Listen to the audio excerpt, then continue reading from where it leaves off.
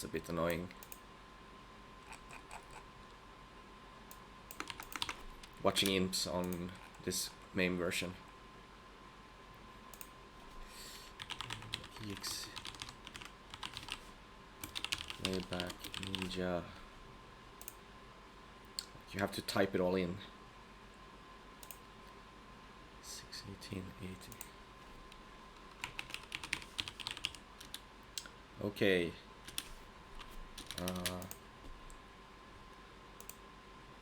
The game should be visible there. Yeah, it is. Very good.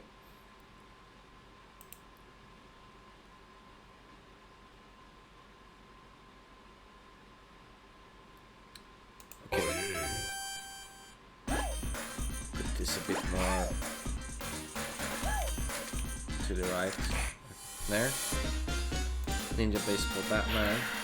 Hit me.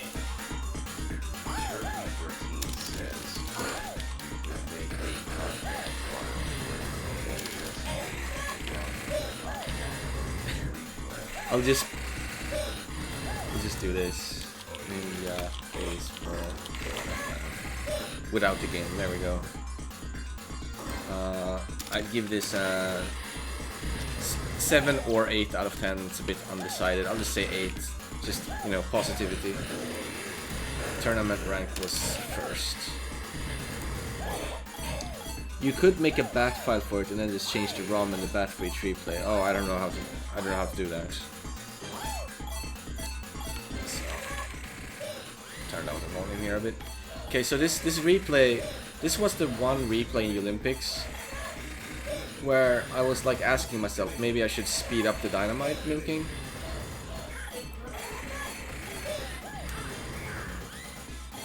But most of the dynamite milking takes place on stage 6, so I'll just speed it up when I get to stage 6 if I want to speed it up there. And on this dynamite milk I could take the time to go over.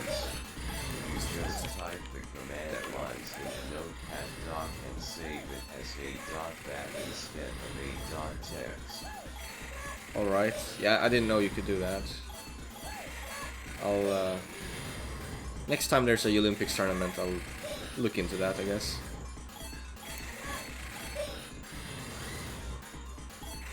Could save some time, maybe.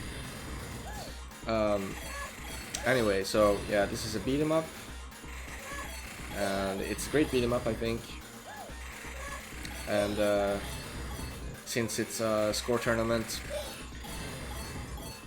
I'm doing this move here.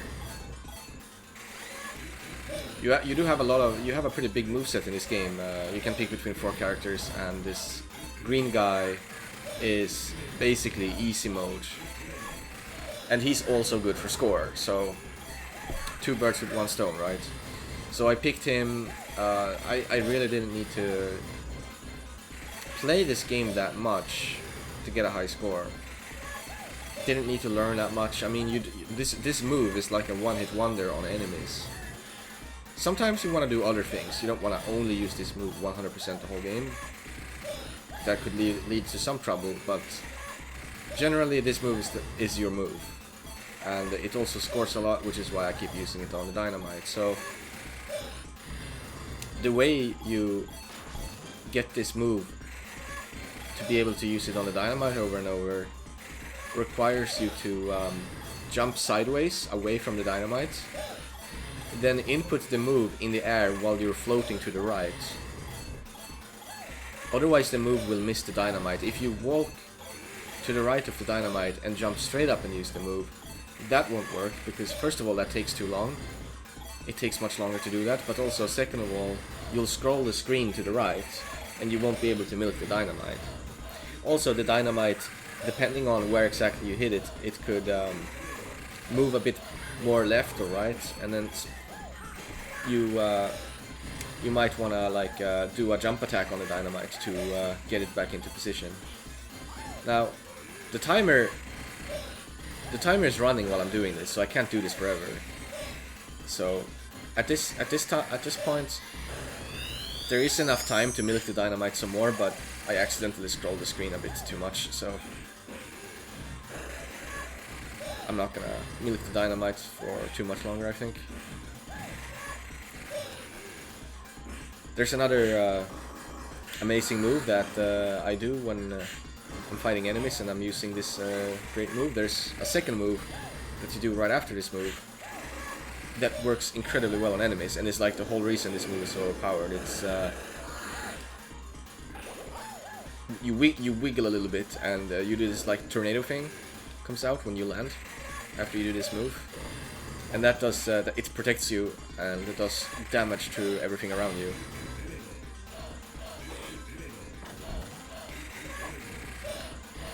So that's kind of what I do. I just use that strong move, then tornado, so that nothing punishes me, and that works for most of the game.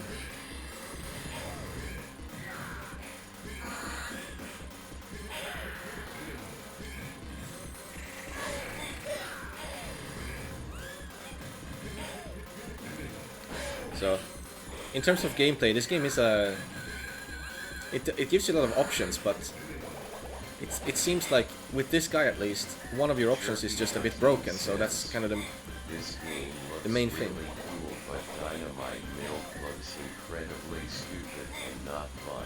Yes, beat 'em ups for score are generally not what you want to be doing for score. Like, beat 'em ups are fun for clears. A lot of beat 'em ups are not good for score. This is definitely one of them. Like, the dynamite milking is just... It's basically glorified survival. Because if you're... it's like a price you get for not losing any lives and not wasting too much time. So the less time you waste, the more time you get to spend on hitting dynamite. And if you don't lose any lives, you can suicide all your lives on the dynamite. But the dynamite milking itself is obviously just a waste of time. You can optimize it. In fact, the world record for this game has to be doing some kind of secret take. Because there is no feasible way to get all the score that the world record gets with playing like this. There's not enough score in the dynamites. So maybe there is a different character that has a better optimized move, or there's something else entirely. But I don't know what it is. All I know is that the world record score for Ninja Baseball Batman went from like a low 1 million to a low 2 million at some point. So a low 1 million, that's like playing like this, that seems like, okay, maybe that's possible if you're super optimized on the dynamites and everything else. Maybe you can get a low 1 million playing with this type of strats, just dynamite milking and everything. Seems like a bit much. I'm not sure how a low 1 million run would look playing like this. It feels like there's not quite enough score for that. But it might be possible. But the world record is apparently at 2 million. So they have to be doing something else entirely, because there's not enough score from the dynamites. At least not with this move.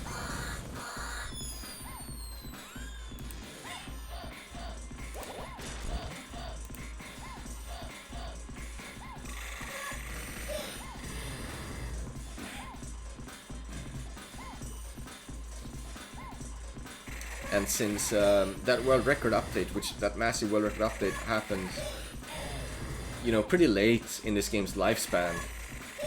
This is an early 90s game, early mid 90s game. And the world record sometime in the 2010s just almost like doubled. So they've gotta found some weird shit, you know.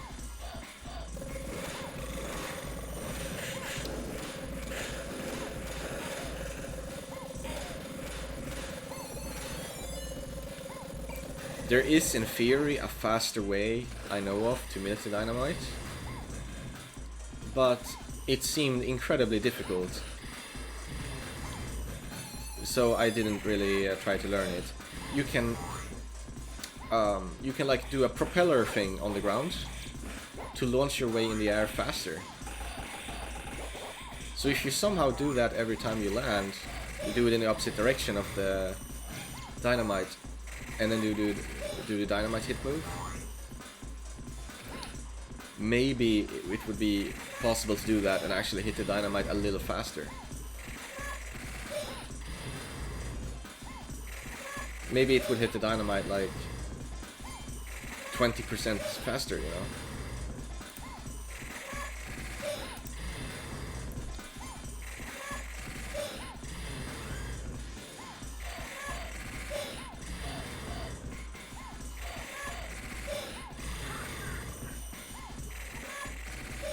But yeah, even with the dynamite stuff,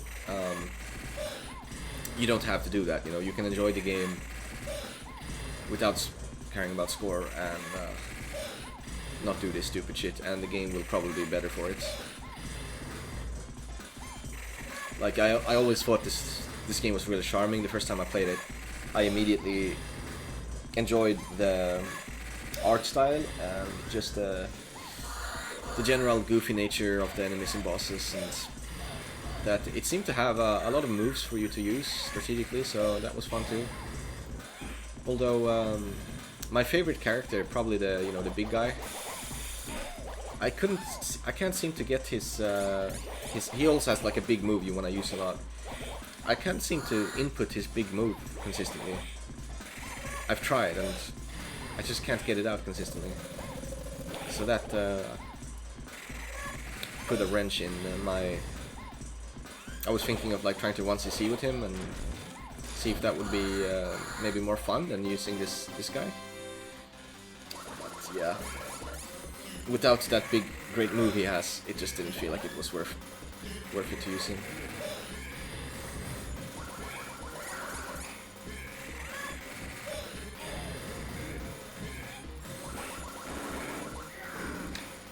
Enemies do a lot of damage in this game, so this game can be very punishing for like mistakes.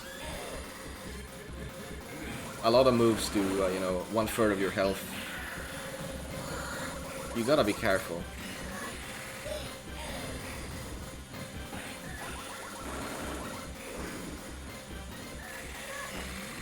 So now I want to use this dynamite since I have a lot of time. I could have. There was some dynamite earlier in the stage that I could have milked for longer, but when I did this run, I didn't 100% know how much time I'm gonna end up with for every part of the game, and the dynamite that showed up is actually not always there. I think it's that one dynamite is actually a random item, I think. So I wasn't ready for there being a dynamite there, so I didn't know how long I should milk it. So there's a dynamite here I try to milk instead. This dynamite is always here.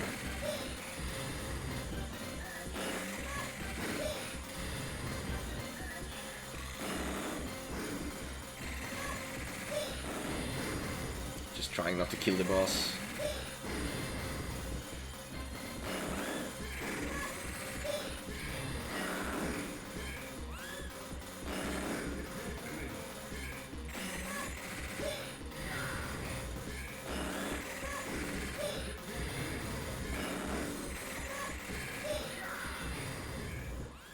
That was an accidental boss kill.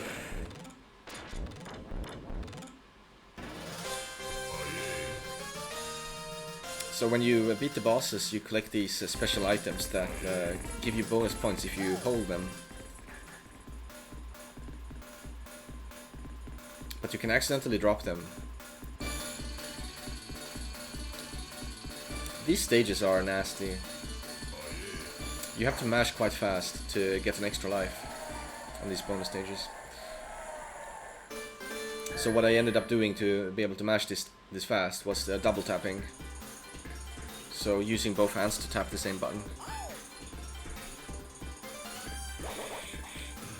Otherwise I couldn't get that bonus stage consistently with a single hand tapping, so I had to learn double hand tapping. And you need the lives. Every life is worth around 100k from dynamite milking.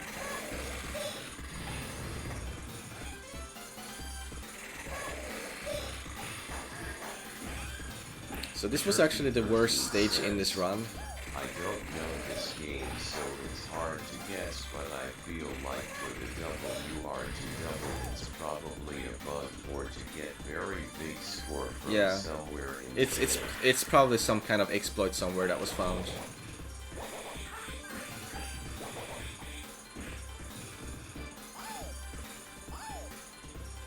Or they just happened to found a move with some character that is better against the dynamite, but I don't know what move that could possibly be. So I'm wasting a lot of time here because I'm trying to get this dynamite to the left.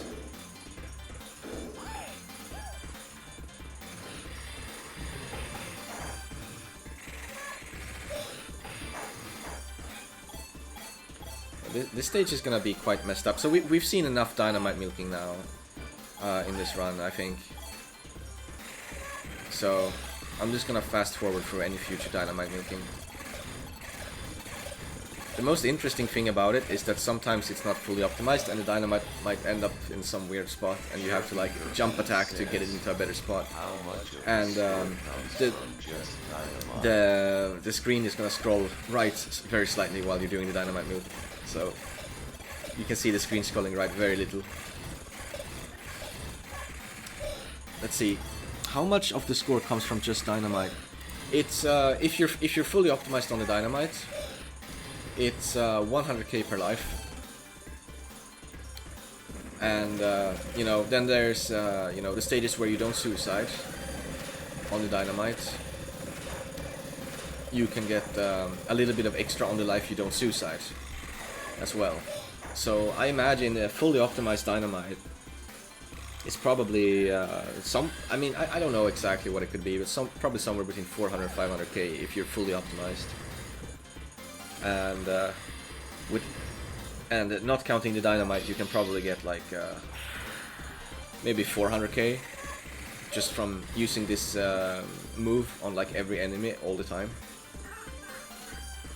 There's a replay that gets 800k. That's the highest replay that there is, and it's a pretty good replay. It's pretty optimized. He suicides every life on dynamite, and yeah, just all around pretty good. I didn't fully study it, but just from glancing over it, it looked pretty well researched. So I'm not sure how getting like more than 1 million seems a bit incomprehensible to me, how you would do that. Anyway, the worst thing about this stage is I'm almost dead here. I wasted a lot of time on that dynamite, and then when I actually started milking the dynamite, I actually didn't realize I spent a bit too much time on it. So my timer is really low right now. And that's dangerous. I don't want the timer to be this low. I think when I did this run, I must have forgotten like how much time I want left when I end that dynamite. Maybe I forgot it by like 10 seconds or something.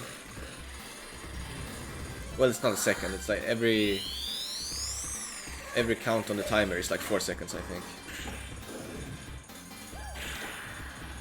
So that would be 40 seconds. That I might have misjudged, maybe.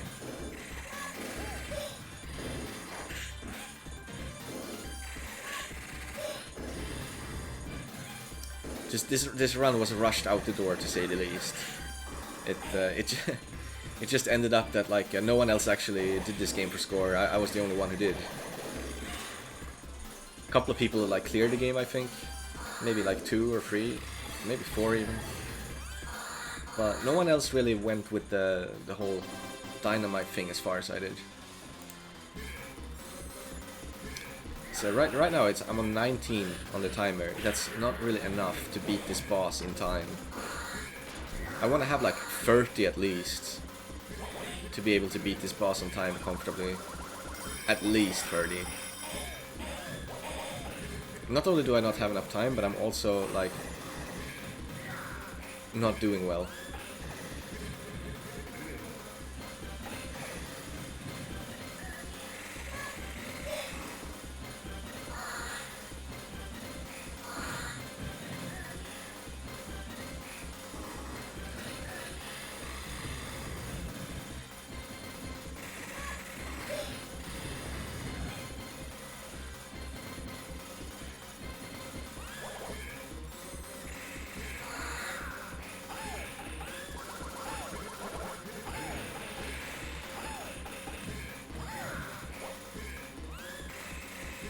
Like, when I played this, I already knew, obviously, that I'm gonna die and there's nothing I can do about it. So this death costs about 100k that I'm gonna get.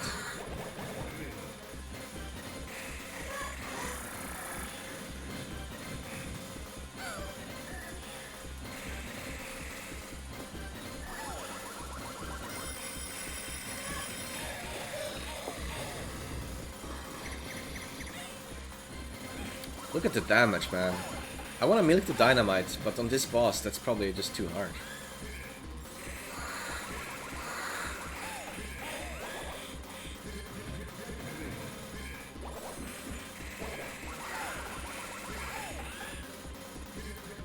Perhaps the secret tech on the 2 million world record is like... Looks like I didn't get the item from that cap. That's nasty. I mean the score from that cap. That's 10k. Maybe they found some way to get an infinite timer on some level, so that they could milk dynamite until the screen has scrolled all the way to the right. Just an idea. Some kind of infinite timer bug.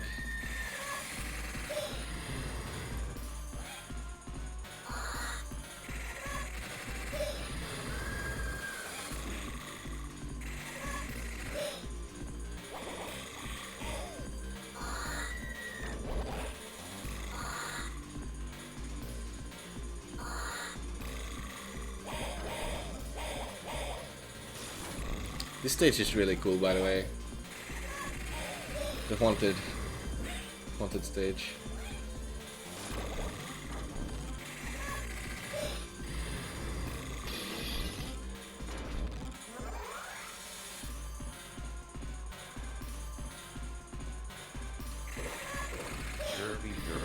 There's evil haunted hamburgers, but once you kill them, so maybe if you could somehow stack them and milk during the boss, it would give a ton of score. That's an idea. If you could put all the dynamites together, that could at least explain the 1+ million run, the very old, much older world record. Not the 2 million probably, but at least the 1 million. It might. I never tested that. I never even thought of that.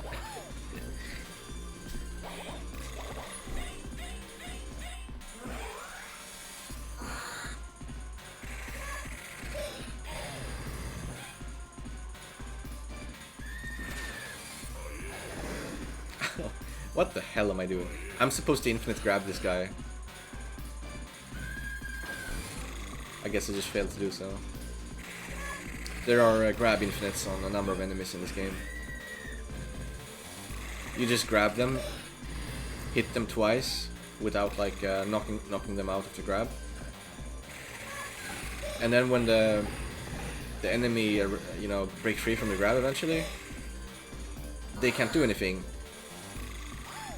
before you grab them again. So you can just grab them again. So you can grab infinite a lot of things.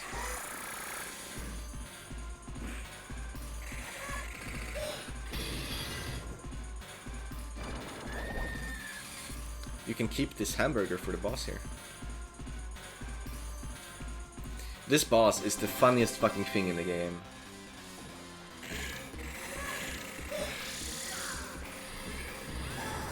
It's just a bunch of haunted things all put together into one big abomination. It even has some weird stock scream going on when you attack it. It shoots refrigerators at you.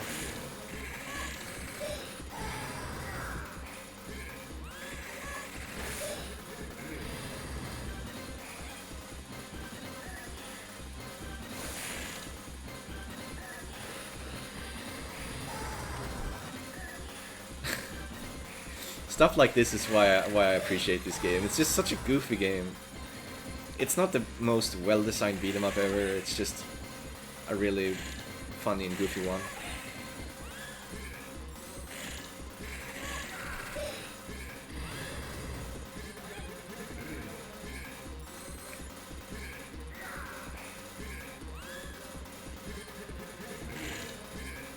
It's got like a violin for a leg.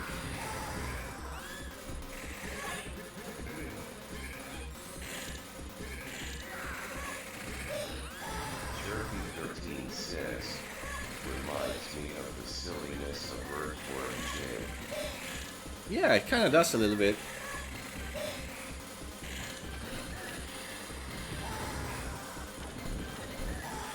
That game is also quite silly.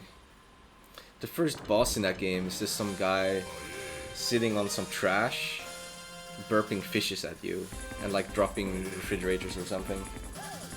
It's been a while since I played that.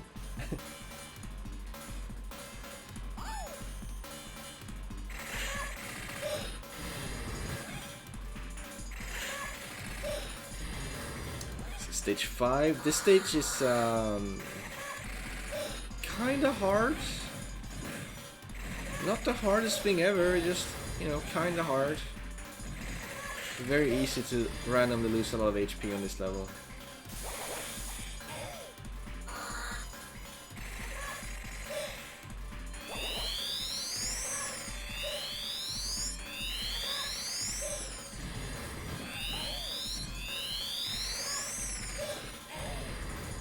You are vulnerable when you're in the air to set up this move.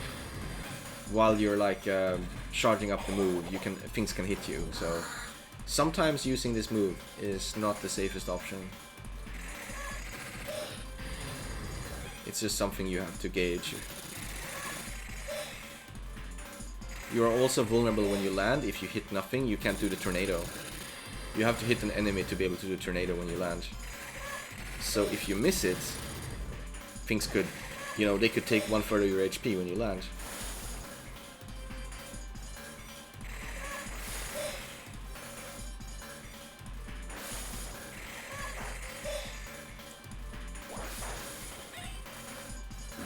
It's like I couldn't grab him there because he was like partially off screen.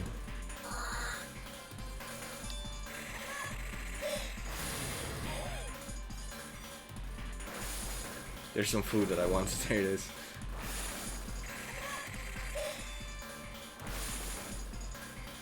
I think I just want him to walk into the fire himself.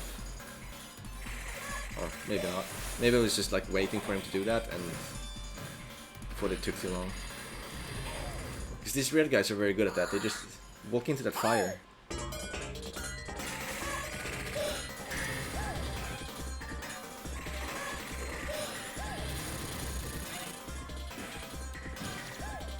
So I played a couple of runs of this game, not just one. I played a couple, and I often ended up losing a life on the second half of this stage. There's gonna be some tricky stuff. Jerky13 says, I love the face on those Mohawk Wrench dudes. Mohawk Wrench dudes, yeah.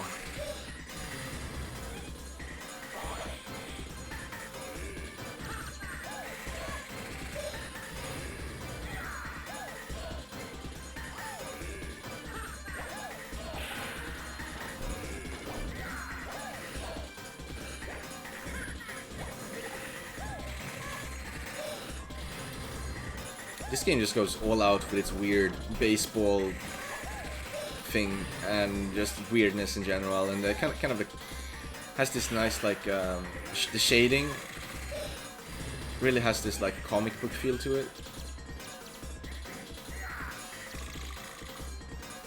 So it's like it's part comic book weirdness, part surreal weirdness, and part like baseball weirdness.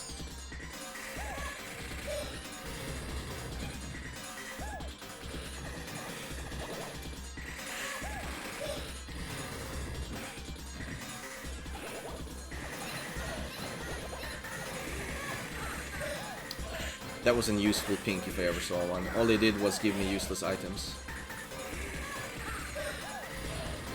There's Viking baseball bats. I mean, what doesn't this game have? So yeah, this screen can be very chaotic. You need to just go for the food ASAP. And then preferably use your super, which drains health. when things get a bit too tough.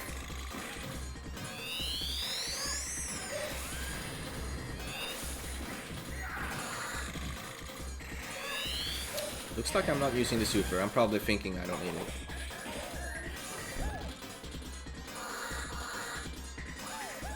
Jerpy13 says, cryogenically frozen baseballs next to the cryogenically frozen squids. So here we are at the first boss, who you can quite easily grab loop. You can grab loop the stage 2 boss sometimes, but it's weird. It doesn't always work, and it breaks free quite fast. But on this boss, there's only like one part of the fight where something will try to impede you from doing this, and it's when this tail goes off. You have to kill the tail before you can grab loop the boss again. Because the tail actually does damage to you. It attacks you and does damage. So there you go. The tail is gone. Now we can just grab loop again. I've tried fighting this boss without using this cheese. And it is very different fighting this boss ethically.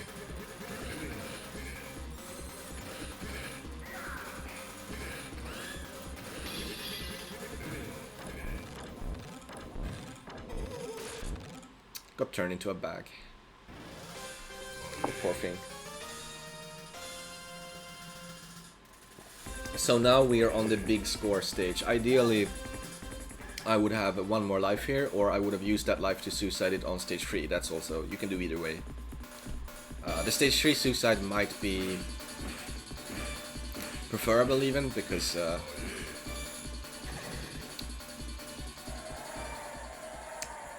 it just might flow better that way. There's enough room on this level to do free suicides, there is, but it might just flow better on stage 3 maybe. But the reason I did not suicide on stage 3 is because, you know, I wasn't even 100% sure I would be able to no miss the game. So I was like, I'm gonna just start suiciding every life I have once I actually get to stage 6. That was my plan. So now I have 2 lives to suicide, and that's what I'm gonna do. We're just gonna speed up when I get to the dynamite.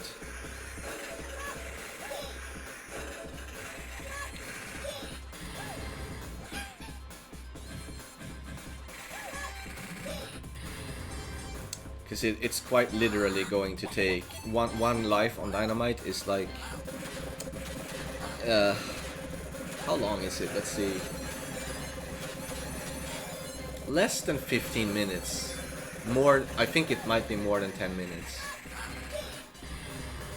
for one life, or maybe it is like 10 minutes.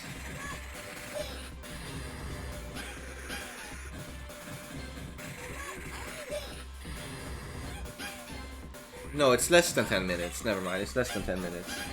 It's like 7 minutes for life, I think.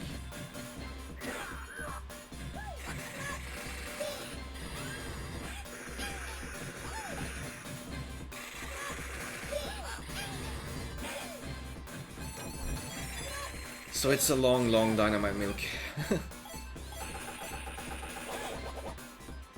I just wanted that milk there. A different kind of milk from the dynamite milk. There's the dynamite. So this is where things will start to get really silly. Now, my objective is to hit the middle of this dynamite. Specifically, it's very important that you do not hit the left of the dynamite, because it sends the dynamite to the right and will waste a lot of time to get it back where you want it to be, and avoid scrolling the screen to the right too much. If you scroll the screen to the right too much, you won't be able to suicide all your lives. So that's what I'm going to be doing here, and there's going to be more enemies in the stage, and I have memorized where they appear, so that I know where to quit the dynamite milk and just kill the enemies before I can keep milking the dynamite.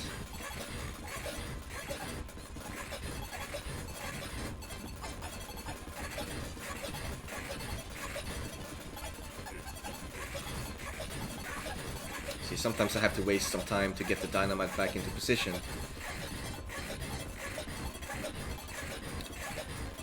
You want to be careful when you do that, because you can accidentally pick up the dynamite if you're not careful. When you do a jump attack, you have to jump and then press the attack button right before you land. The top 2 dynamites. I think those are just in the background. I don't think you can walk up there. But I'm gonna be honest, I'm not 100% sure on that. You might have found the 2 different score things here. You might have, but I think those are in the background.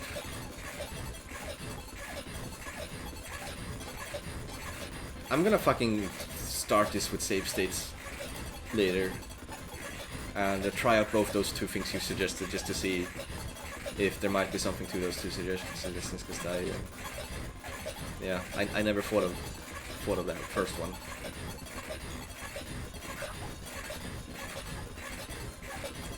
I swear to God, if those 2 dynamites are not part of the background, and I just assumed they were the whole time, that would be so silly. I mean, the 800k run does not use them.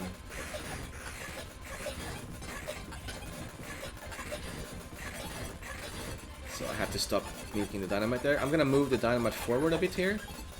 And the reason is that my health is low. So, and there were 2 more enemies there. So I was like, if I kill these enemies before I lose my next life, then I'm guaranteed to start the boss with max health, and that will help make sure I do not game over. Because, you know, game overing is always a possibility. I'm on my last life now. You don't want to game over.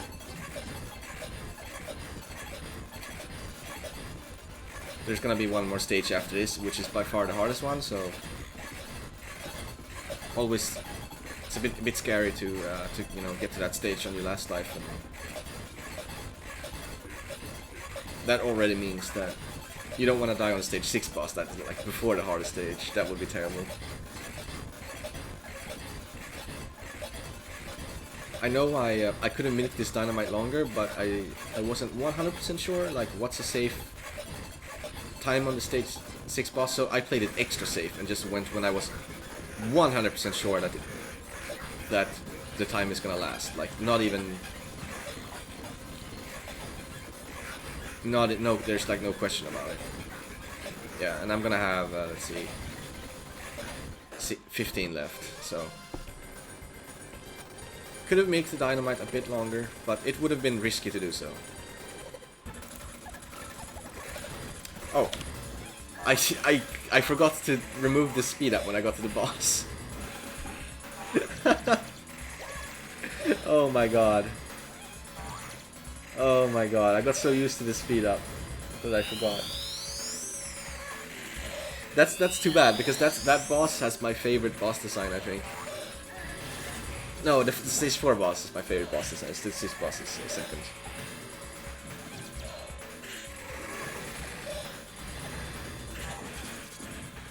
So, yeah, at least I remember to remove this speed up here.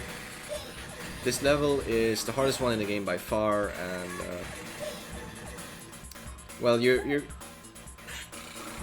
it has like a constant onslaught of enemies, so that's part of it.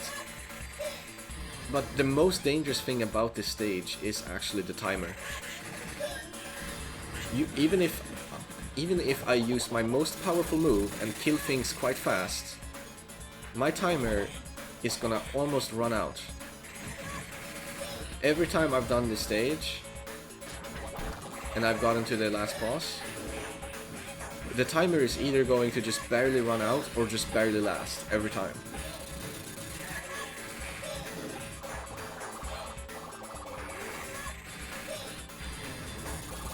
So they were pretty nasty when they made this last stage. The timer is not really an issue on any other stage if you're not milking dynamite. It's only the last one.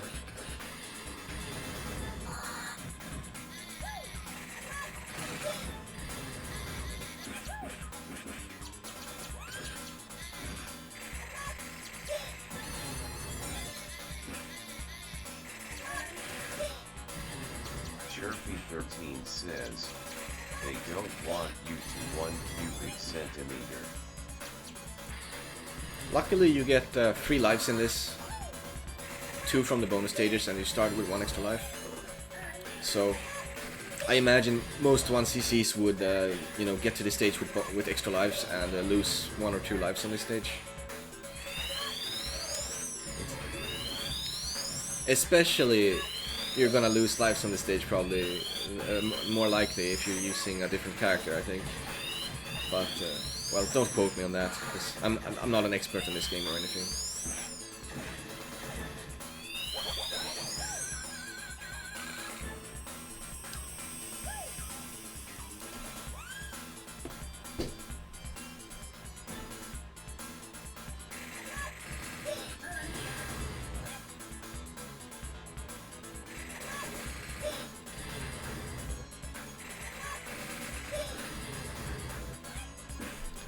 Lots of baseball boys.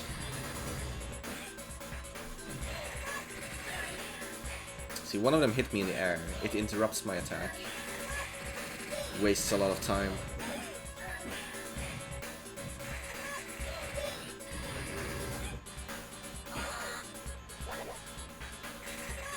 These guys also have anti-air moves. They can be quite troublesome.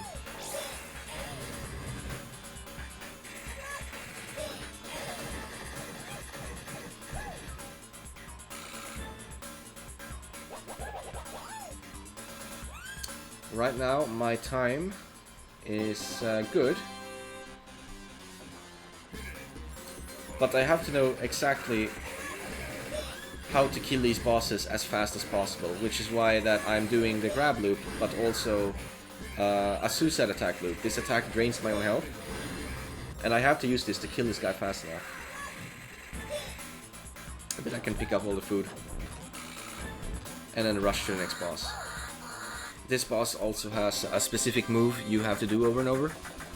Anything else is too slow and inefficient. And I've already messed up. For this boss, this is one of the rare times where you don't want to use the Imba move, like the best move, or a grab loop on a boss. It's this guy. What you want to do is just to do a normal combo on him over and over, and when he gets up, when he wakes up, he is usually going to do that smash. The more damage he takes, the more of them he will do. You just move above or below him, wait for him to do that smash, and then you go down and you combo him again. Very simple. At the end he's going to spin around and cry, which changes Phoenix a bit. So see, he does the punch, just go under and combo him.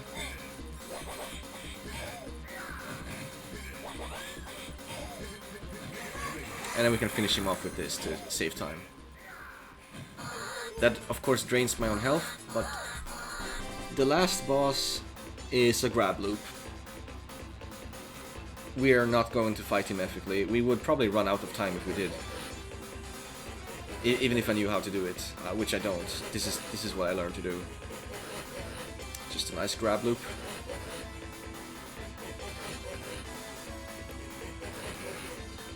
So if I didn't optimize those previous 2 bosses, I would not have enough time here, and I would run out of time and game over.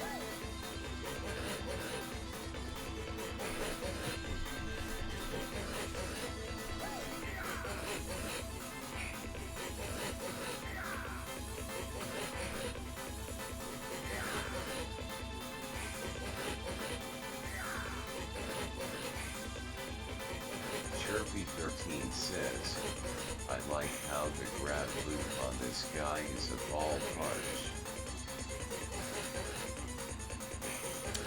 Yeah, he's holding out his baseball bat in a pretty suggestive position as well.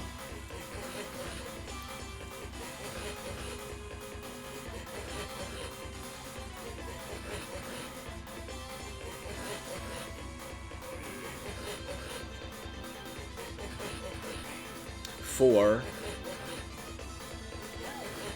3, and then you use this finishing.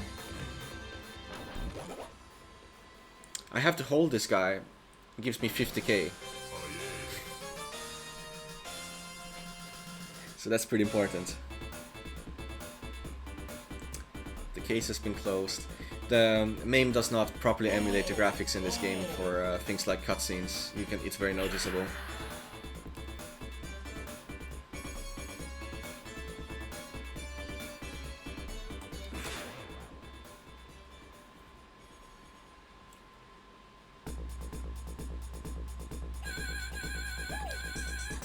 It's a shame that this whole flashing and everything, this is just a MAME emulation fuck up. No way around it, as far as I know.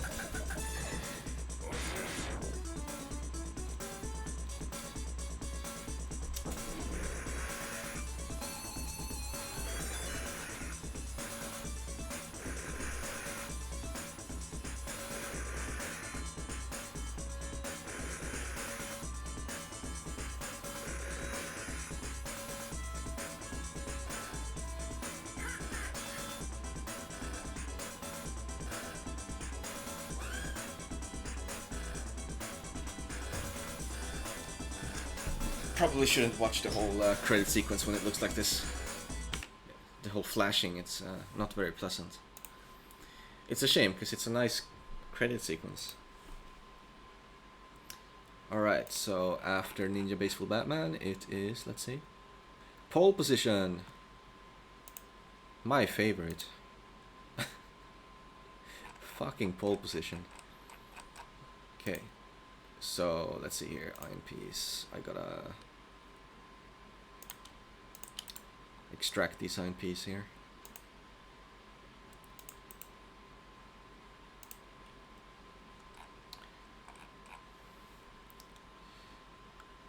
Okay, so gotta just type it in here.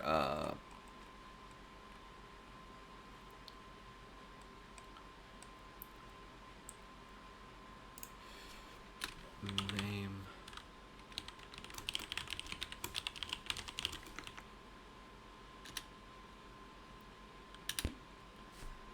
There it is. Pole Position. I do not like this game.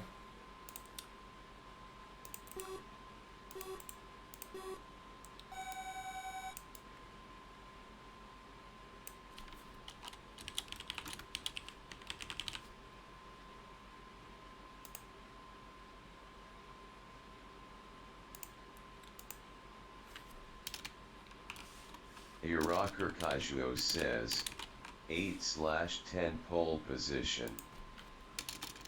Rocker Kajuo says another on spot ranking. 2 out of 10. That is the correct rating. Maybe some bonus points if it controls well in an arcade, of course.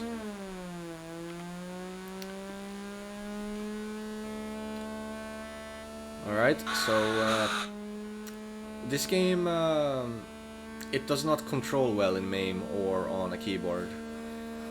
So that has been a big problem, but Rocker Kajuo says, more than anything, I'm still amazed you played it for like 20 hours with yeah. KB. Yeah, I mean, I managed to gain some ranks from that, to be fair. Tawa says, I came in at the worst time. I missed Ninja Baseball Batman Love People. Oh yeah, you did. It's too bad. But I'm putting everything on YouTube. I always put all my replays on YouTube. In just a big package after Yolympics. Anyway, so in this game, the enemy cars are actually the worst thing about the game. Not the controls, it's the enemy cars. The enemy cars come in very unfair patterns very often, and the secret to being really good at this game is to manipulate the enemy cars.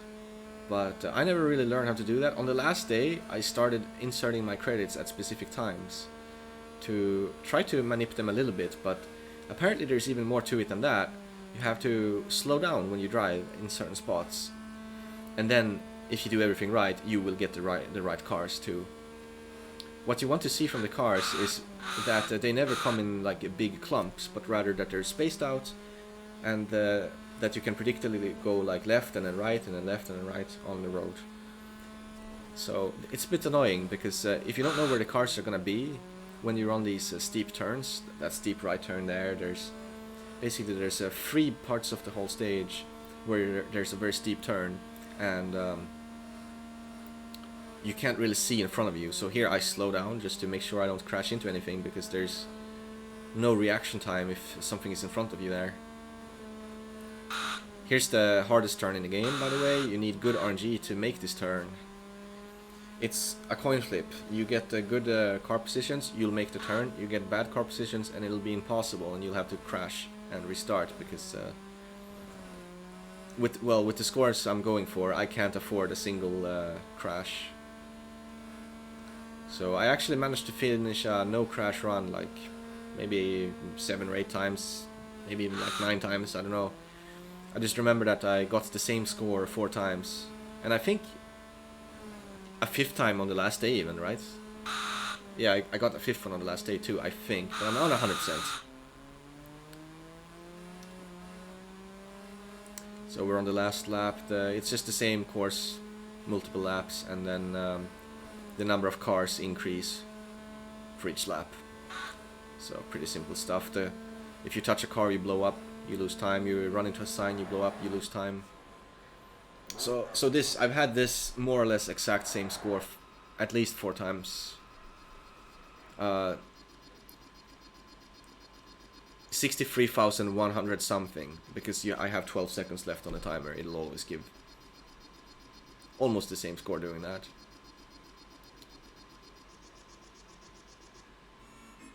And this was one of my most played games. I think this may have been my most played game of all of the games. Rocker Kajuo says, "Oh, I didn't realize your runs were crash." All of my runs were no crash.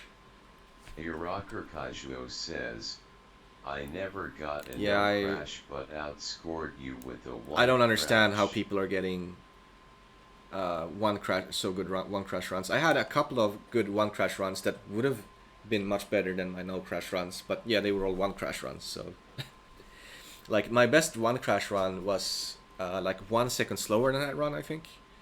So if that was a no crash run, it probably would have been 64k. But yeah, I never got a no crash run that was actually fast.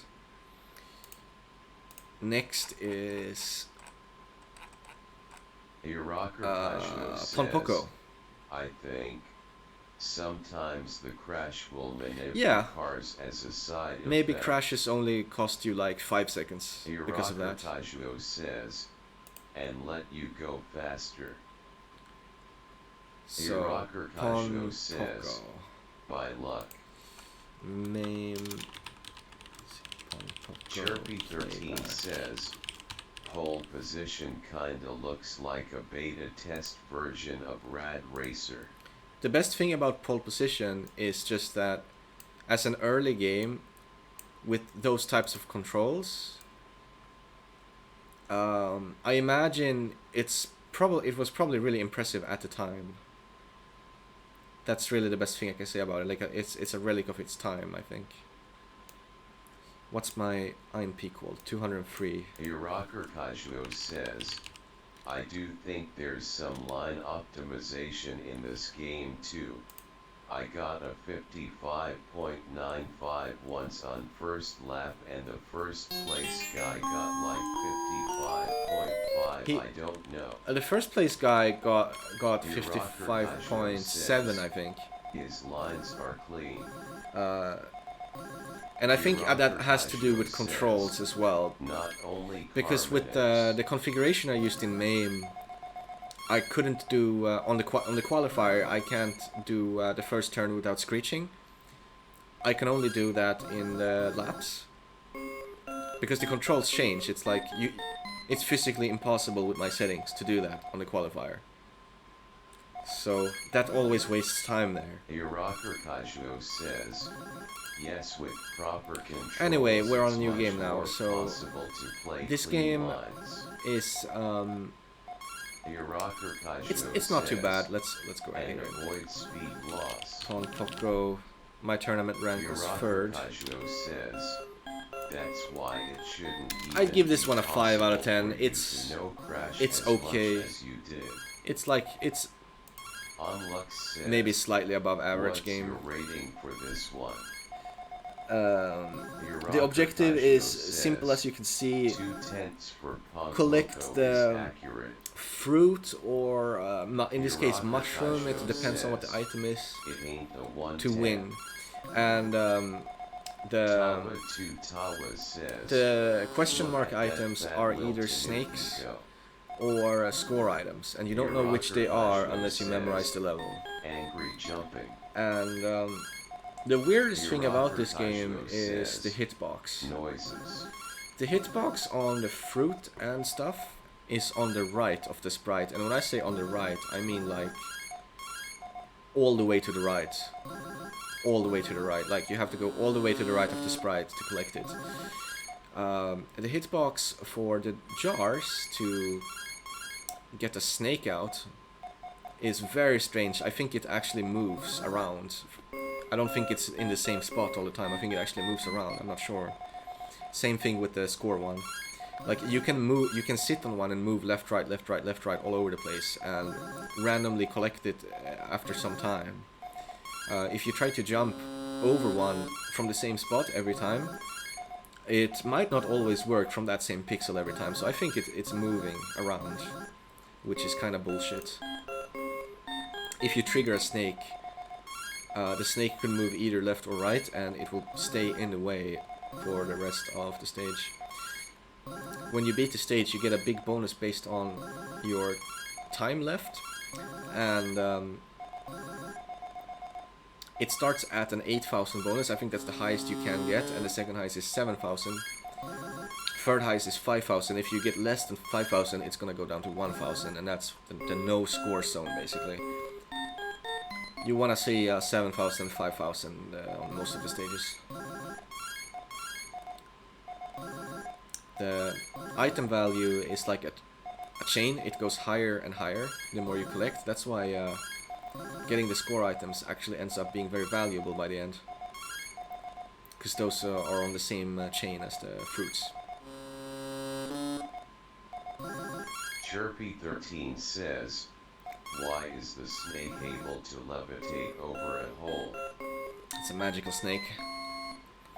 And there's one more thing in the game that I should mention, and it is the controls. Says, this is a very old game, and you know, back then controls were not as streamlined in platformers as they often ended up being later on. So this game has pretty unusual controls. There is one button, the jump button, but there's two types of jumps. And the type of jump you choose has to do with if you move during the jump or if you stand still during the jump. If you stand still during the jump, you'll always do a short hop forward. Unless you've just climbed the ladder and you haven't moved. Then you will do a short jump upwards, which serves no purpose other than stalling for time. But yeah, any other time, you will always do the same jump length. And it will always be forward if you just press jump without moving. If you are moving during the jump, you will do a longer jump. And because you have to speed run the stages to get score, it's definitely an acquired skill to seamlessly use both jumps as fast as possible. Like, you gotta stop before you press the jump button when you intend to do a short jump, and that can, if you overdo it, if you're a bit too scared of accidentally doing a long jump, maybe you're stopping for a little longer than what is optimized, and that could cost you time bonuses. And in some cases it could cost you the route to do that, because sometimes the route to get around the mice or whatever these enemies are is very tight if you're gonna optimize. There are some stages where it's very tight.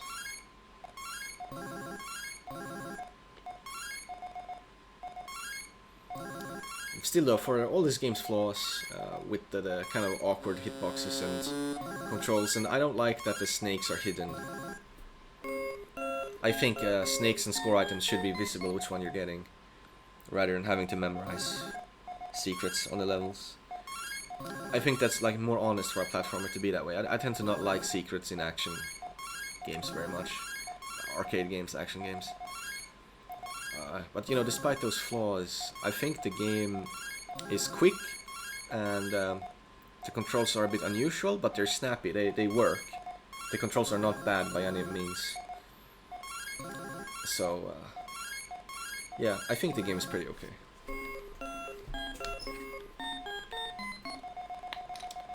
The games are getting harder. This level. On this level, you have to be very quick to get everything. So I didn't go to the right of the orange.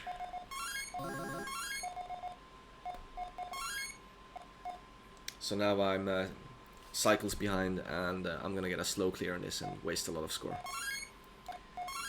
The only way to salvage this is to suicide and start over, but you definitely don't want to do that because your lives are actually very precious, and you'll see why a bit later in the run.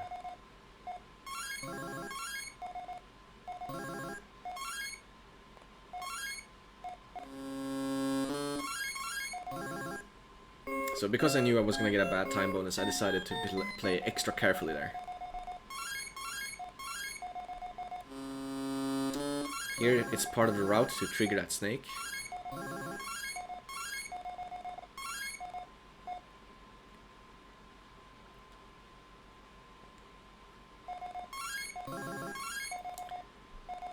Also, my route is not perfect by any means.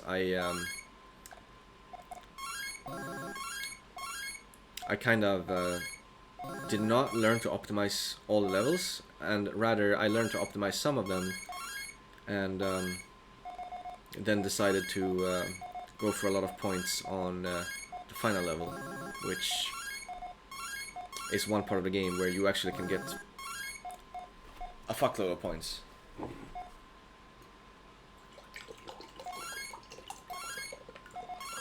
Just drinking some juice.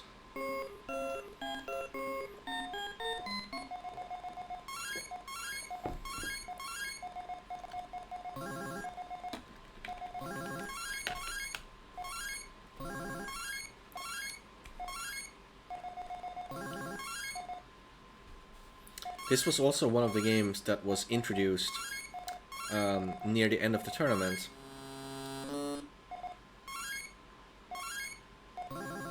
There were 5 games introduced with like 2 weeks left, and the tournament was like 6 weeks long or something. This was one of those 5 games. Here is one of those straight up jumps you can do when you've just climbed the ladder. You can do that to waste some time because there's nothing else to do. This game is kind of shit when you have to wait for snakes. I didn't actually want to trigger that snake, it was an accident.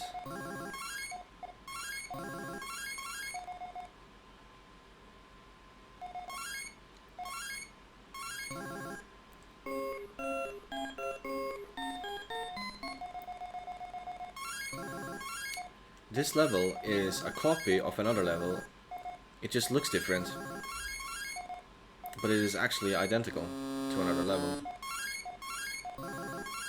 I wanted to jump over that snake to not trigger it, but I failed to do so.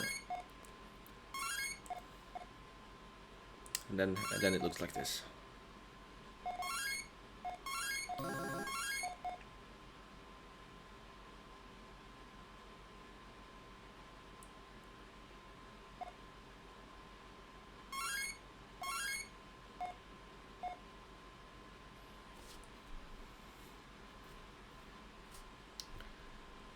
Once you've started losing time, it's like, what's even the point of speedrunning? You just go slow and make sure you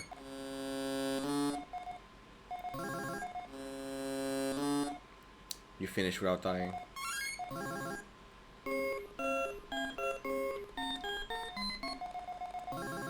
I think we're getting to the beer levels pretty soon. I think there might be like 2 or 3 levels more.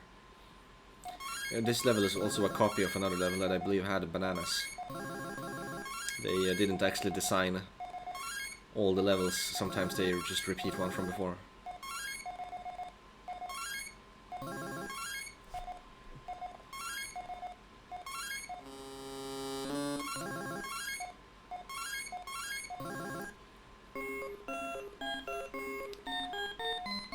we might be on the last level before the beer level. I'm not sure. I don't actually remember anymore. I think I remembered while I was playing. I mean, I didn't memorize everything, but I think I remembered like what's the level before the beer level. But now I don't remember anymore. Alright, so I died there. I mean, that part is very easy to die on. You have to trigger a snake and then collect the flower. I guess that's a flower. And then go back through the snake you just triggered before the snake actually gets a hitbox. And then you have to do a long jump. And all of that is a bit scary. It's a bit... You have to be very quick. There we go.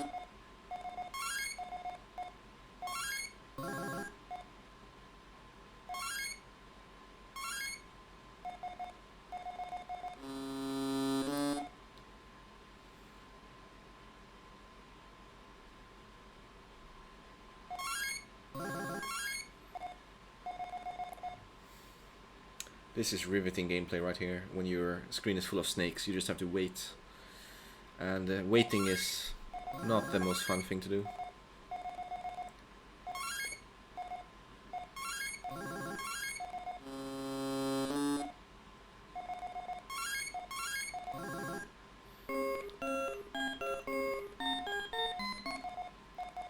This is probably the last stage before beer.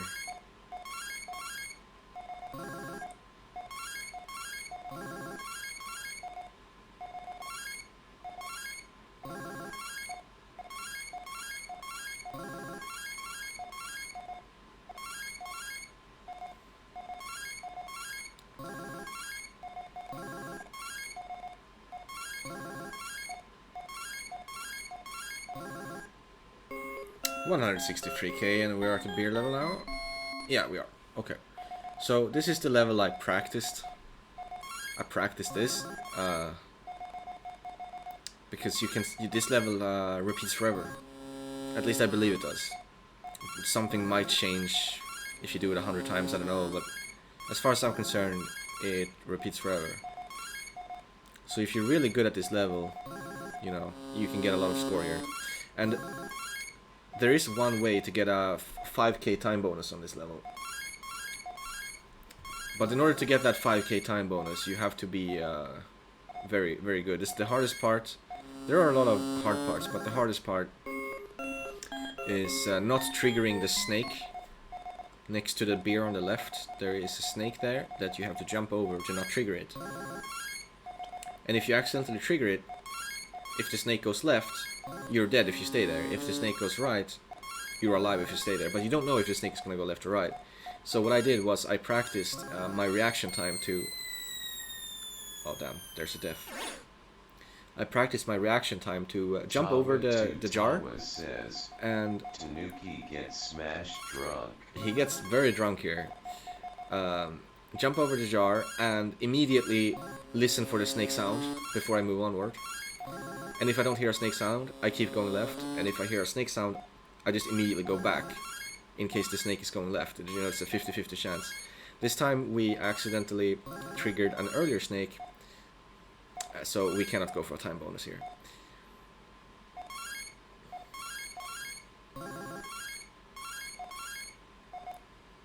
And if you accidentally trigger an earlier snake, see there I did that thing I talked about. I'm trying to jump over, but if I fail, I have to move back before the snake gets activated.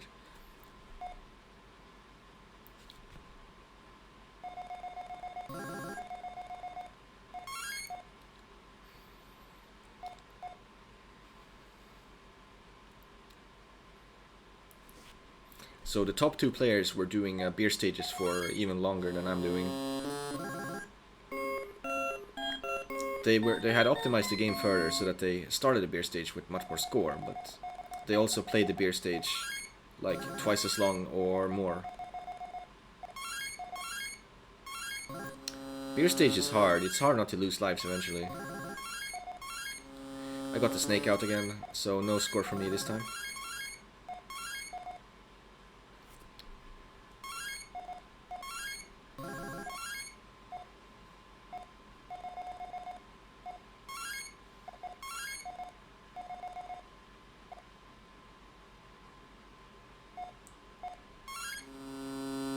The snake went left again.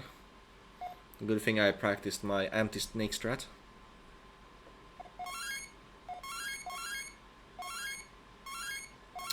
Don't you just love to see that happen?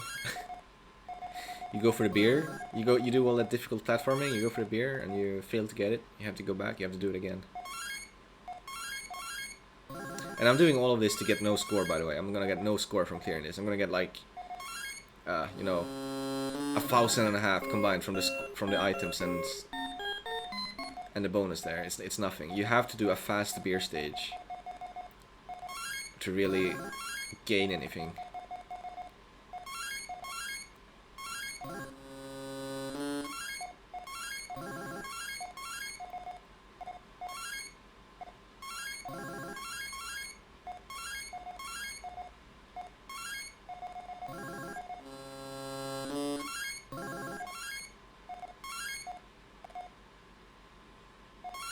There, I climbed the left part of the ladder. I try to do that. You when you climb ladders, you're not always straight in the middle. You can climb it a bit on the side. If you climb the left part of the ladder there, you're starting closer to the left, and you'll have slightly more time. Or does it become a kill screen eventually? I don't know. Yeah, I don't actually know. But if it's not infinite, it's probably pretty long.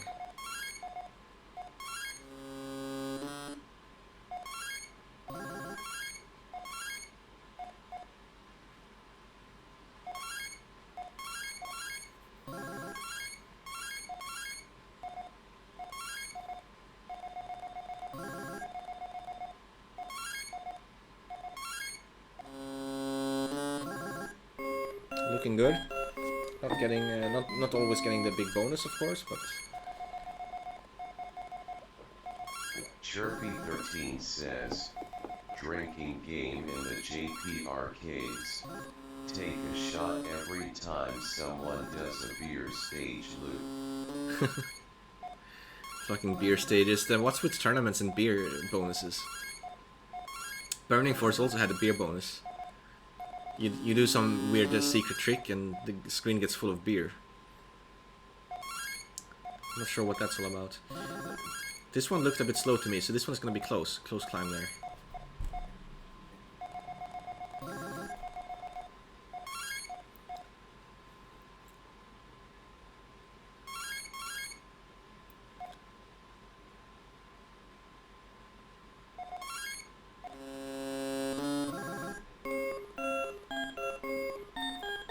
I need some fast beer levels here.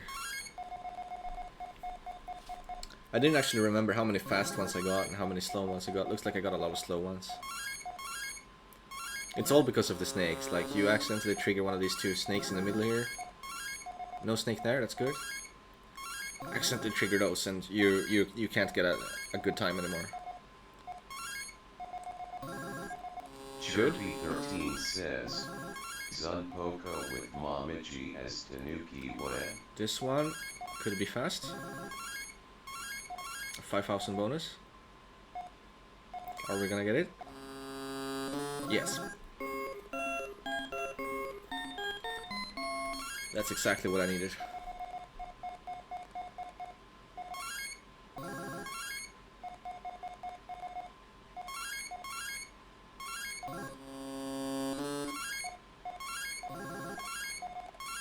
Oh, we got the snake. But the snake went right, so if I don't get this snake, I'm fine. There you go. I'm fine.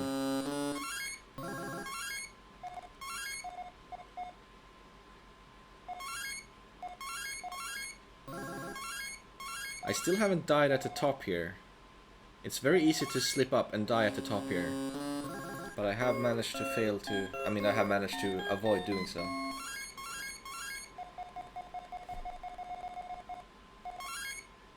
I also have not died to those spikes at the bottom. Also something that can very easily happen. You can very easily die here. You can very easily die in a number of places on the beer stage. Here is another place where you can very easily die.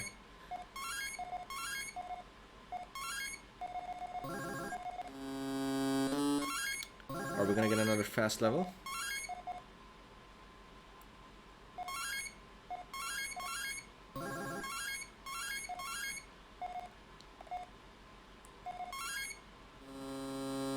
Beautiful. 200k. Still have 1 life left. 1 extra life, I mean.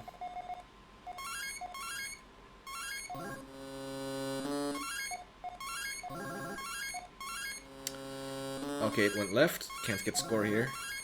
Just have to lick my wounds and go slow.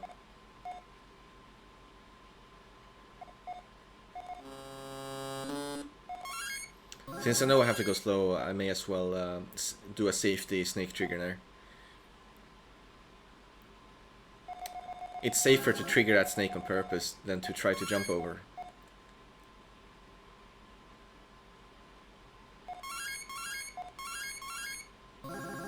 Believe it or not.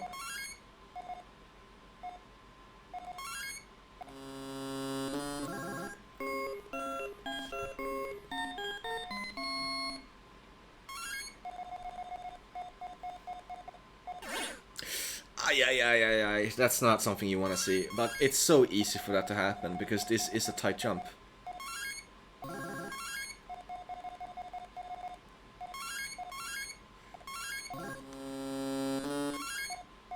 I've done a lot of beer stages. It was only a matter of time until I made a mistake like that.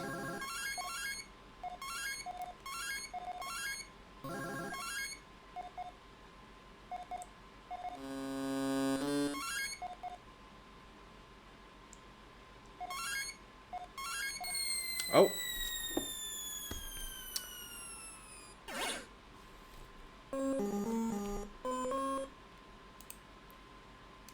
Not so nice to see that.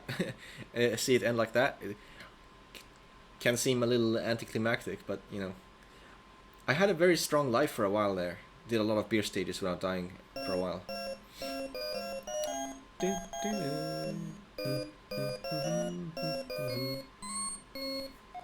It's a cute game. Not the best, but not the worst. I think next is Popeye, right? Yep, it's Popeye. Popeye was one of my least played, I think. One of them. It was also one of the 5 games that showed up later on. Popeye 1. Okay, so...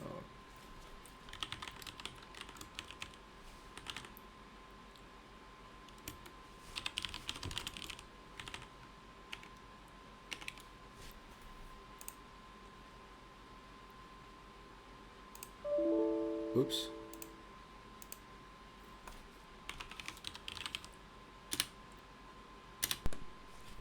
Here is Popeye.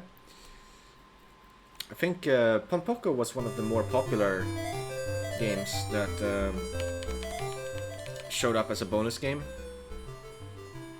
Ponpoko and Esperate were more popular, and I think Sidearms was the least popular, and then Popeye was also not that popular. So yeah, I didn't play this one too much. Part of it is actually... The reason for part of it is actually that I got kind of clutch on this run, so I was intending to maybe play it more, but... Well, I managed to PB by like 40k or something of that nature in this run, which was very sudden, and yeah, I just figured I didn't need to play it anymore after that. Since, like I said, it wasn't very popular. This game had a very weak leaderboard since it was a bonus game, and very few people took the time to learn very much in this. So Popeye, this game is based on a franchise that I really love. Well, specifically I really love the old Fleischer cartoons.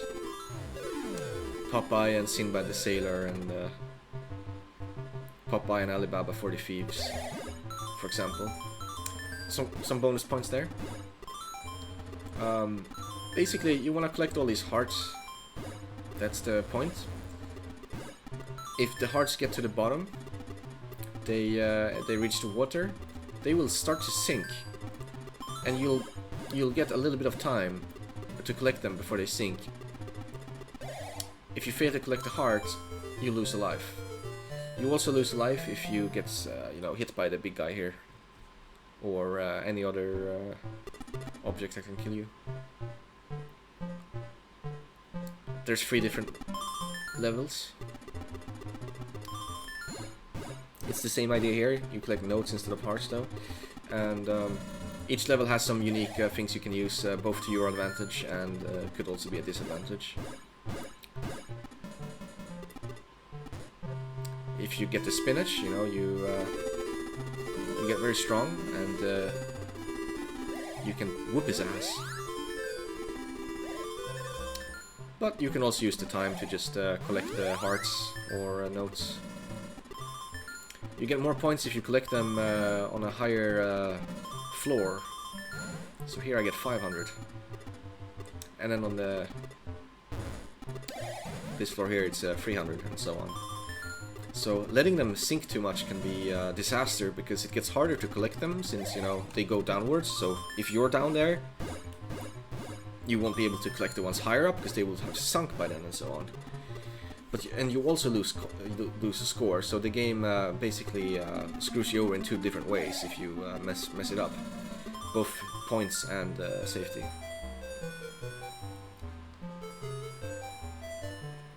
This game has an insane amount of delay to go left or right, by the way. That's probably my least favorite thing about this game. If you hold left or right for like maybe 15 frames, that's my guess, 1/4 of a second, then you start moving. So if you let go 1 frame later, you will only have moved 1 frame. That's how it works. Your punches are not delayed like that, so it's not like built-in input delay, it's just movements have a long wind-up period before they actually do anything, which is a horrible feeling, and it makes the game feel well, a lot worse than it should. I've also forgotten to update this. I'll give this game a 3 out of 10. You know, it's pretty bad, but it does have a few redeeming qualities. I'm gonna see what my placement was. It was 5th. Anyway, so now that I've updated that. Now this ship level is probably my least favorite level. I just find it kind of annoying.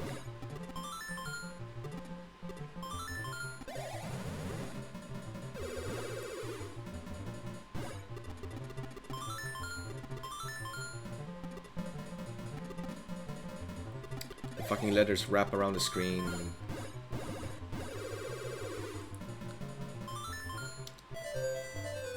So that's loop 1 with no deaths, that's good.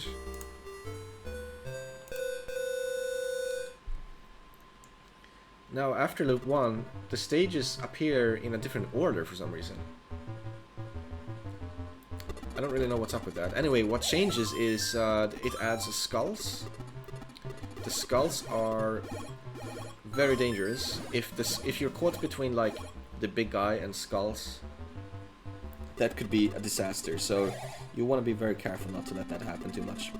Also, the big guy's AI changes in loops. He, when you're above him, he will initiate his upwards punch earlier, the more loops you've beaten. I don't know when that part of the game maxes out. I don't think I've gotten that far, but it does max out at some point. And at that point he will start to punch so early that if you try to move across him, he will get you. Whereas on this loop, that still doesn't happen. He starts to look upwards before you're above him, but he's clearly not ready to punch yet, so you can cross him when you're above him.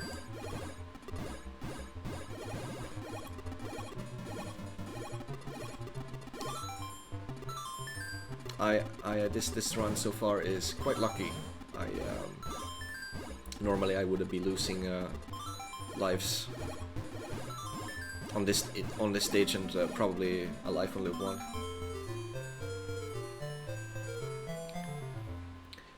At this point in this run, I was close to my PB here, and I hadn't lost a single life. I mean, it's looking good.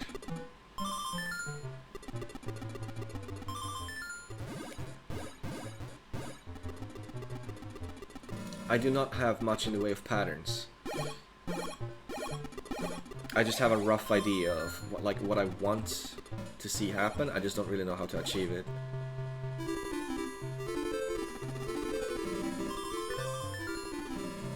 So here I sadly have to pick up that spinach to actually collect things, because I would be in a lot of trouble otherwise.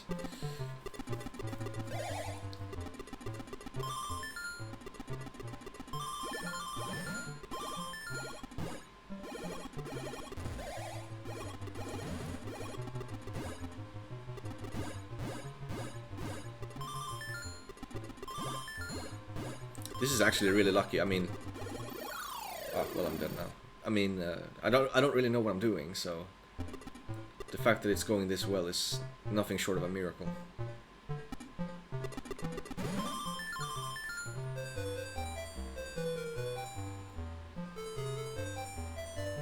So I think the next level is not going to be a ship level, it just skips it on loop 2. Now he's even more aggressive here.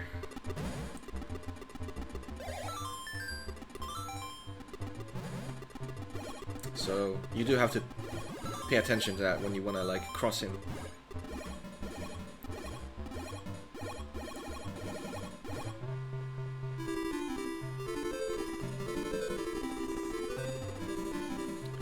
Looks like I made some mistakes or something.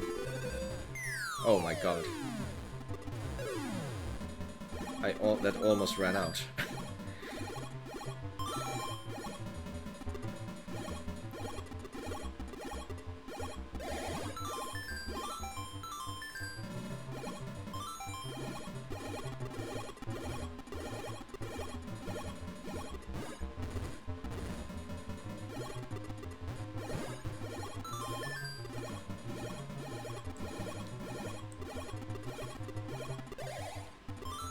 How the fuck am I supposed to collect all these hearts, man?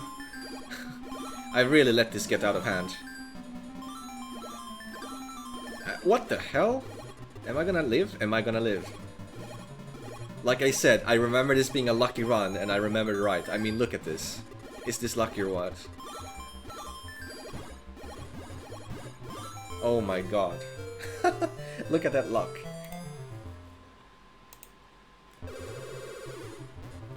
That's actually sick.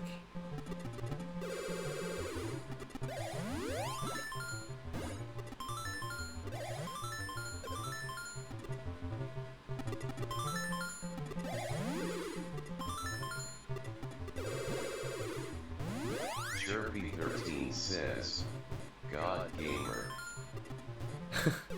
You know, you mean luck gamer, right?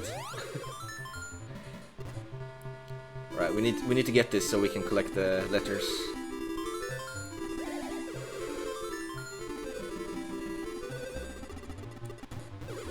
I know if you're good at the game, you would probably, you know, save the spinach for points.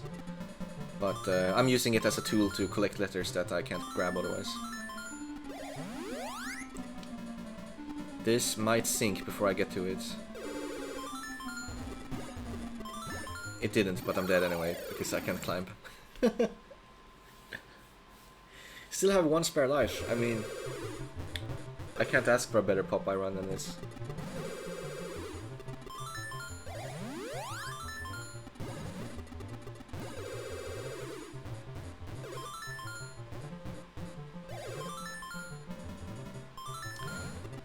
I think maybe I can save that L for later.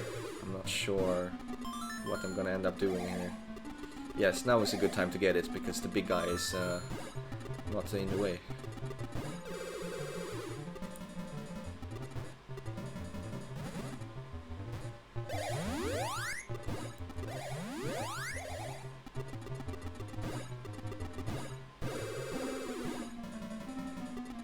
Oh my god, do you see that? That's the anti-luck kicking him.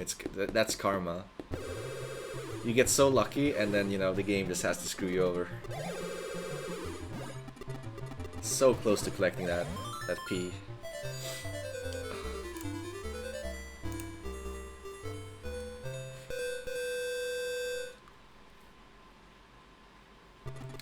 Now the aggression has gone up even more. And I never planned to play this far, so Chirpy13 says, big guy camping for you.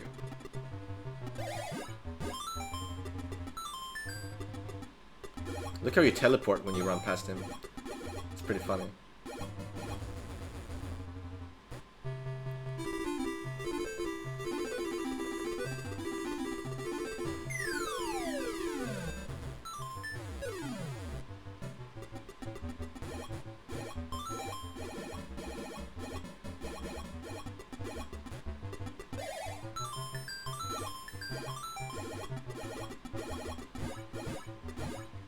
I'm stuck here. How am I supposed to get out of here?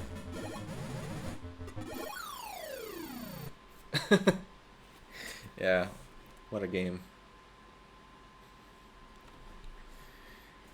I think if the controls were nicer, with like the moving around being instant, that would make the game feel a lot better to play, and it would probably make the game be relatively enjoyable at least.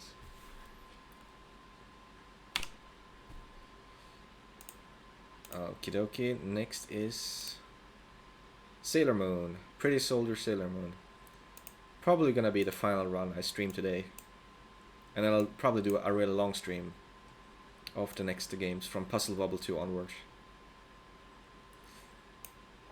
I think doing 2 games in a row that are super long, because Puzzle Bobble 2 is probably the longest in the whole tournament. And Sailor Moon is gonna be quite long too, because, you know, I milked the whole game. Might be better to just separate the 2 streams. Makes it easier for me to commentate. Okay, so.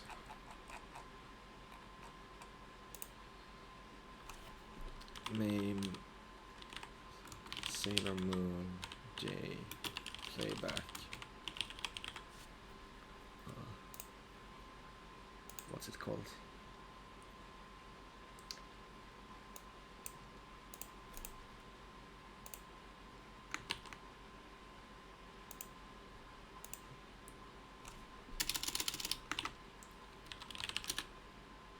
Is. We played the European version, which is the same. There's no difference, other than you know, there's no text before stage 3. They didn't translate it. There's just nothing there. There's no text. She's just like moving her hands around.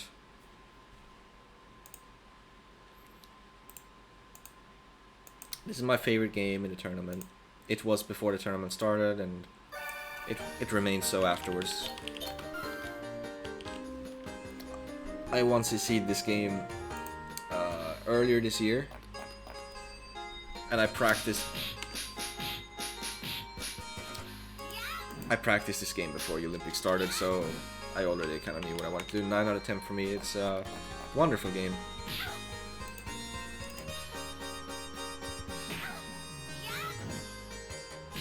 Did it fucking desync? Did it fuck? It's desynced. No. I know I've watched this INP once. Why is it desynced now? Tower 2 Tawa says. What the fuck, man? Oh, I know! I typed in the wrong thing. I typed in the Japanese version wrong. Chirpy13 says. Oh, it's... It live. What is the... It's just Sailor. No, it's just Sailor Moon. I think I typed in the Japanese version wrong. Oh my god. Yeah, I don't know why the same INP would suddenly desync. That doesn't make any sense. When it worked before. Because I reviewed this run before. Since it was by far my best run this Olympics. Not even... nothing else can even remotely compare. It's very hard to get a score like this in Sailor Moon. I had to obviously practice before the tournament started. Okay, so let's fast forward here a bit. There we go. Let's make sure it does not fucking desync this time. Let's see here. I mean, it looks normal.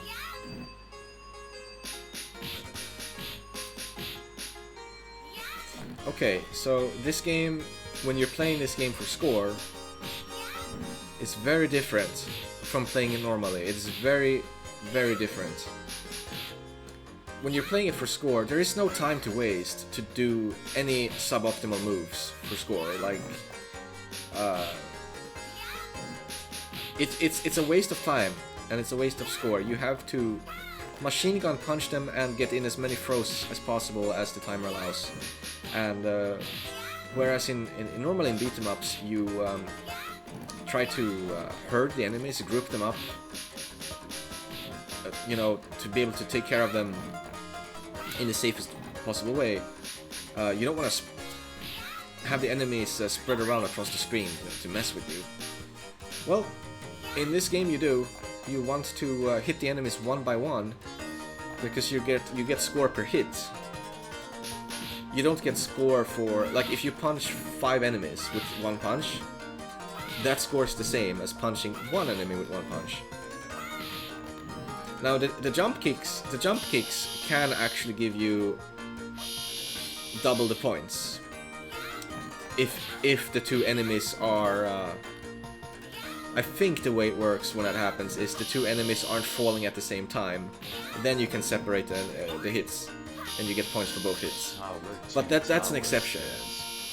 Is there any difference between the scouts, or is Venus the best because she's always There is a lot of difference. Venus is the best for score.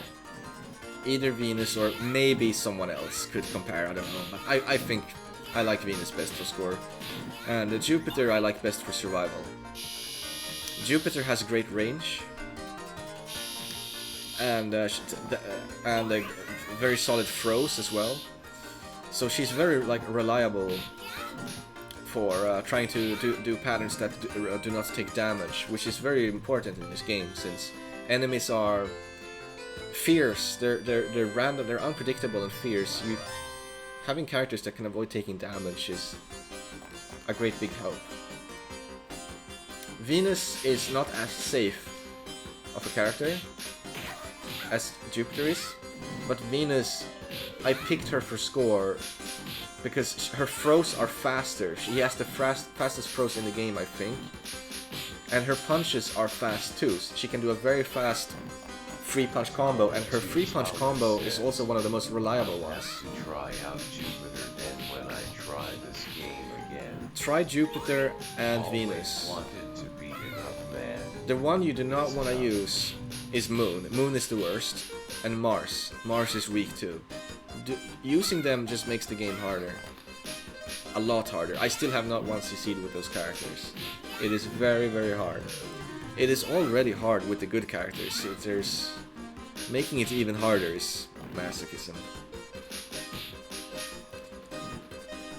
So this game, even though I'm mostly sticking to the same moves, that's because I'm playing for score. When I do 1cc runs, I use the whole kit a bit more. So you can do an infinite if you do anywhere between 1 and 4 punches on an enemy. Just enough to stun them. The stuns last a long time in this game. If you turn around and re-punch, you'll have reset your combo so that you can punch the enemy forever. Here I'm sacrificing score just because I can't seem to find a way to hit these guys individually.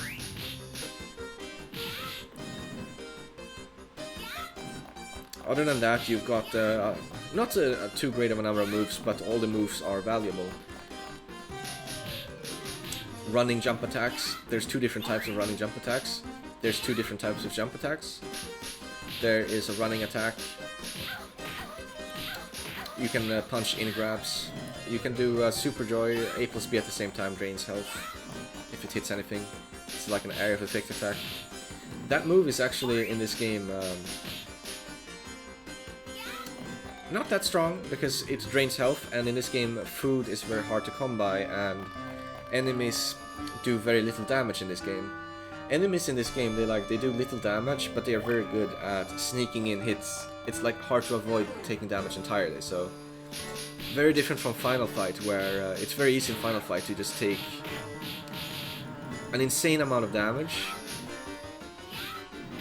by enemies, but Final Fight has a lot more food, and Final Fight the Super Joy is much better because it drains less health, enemies do more damage, you know, it's just more optimized to use Super Joy in that game.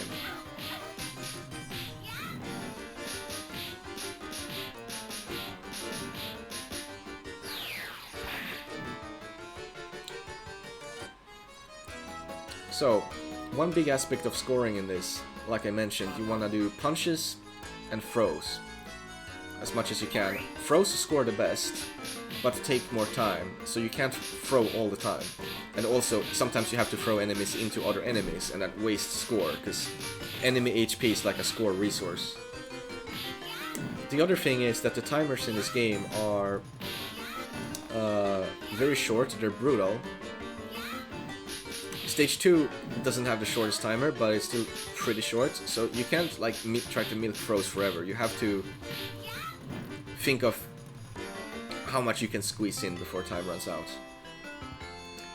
The stage with the worst timer is 5, 8.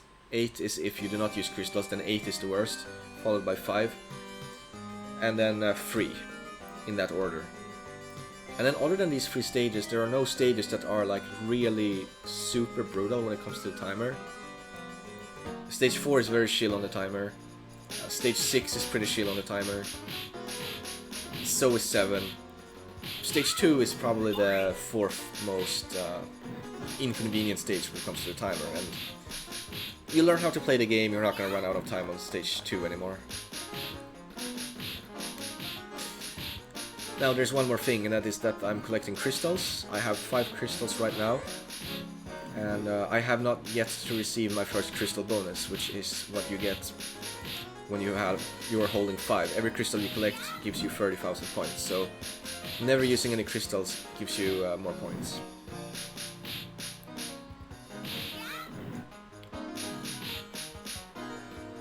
There are no combo finishers in this game when you hold up or down or right or anything. You have to do that manually. Like, if you want to manually throw an enemy at the end, you have to do it because they're stunned or something, and then you can walk up to them and just grab them. But you can't like finish your combo in any other way other than that hit right there when she spins in the air. It's the 5th hit.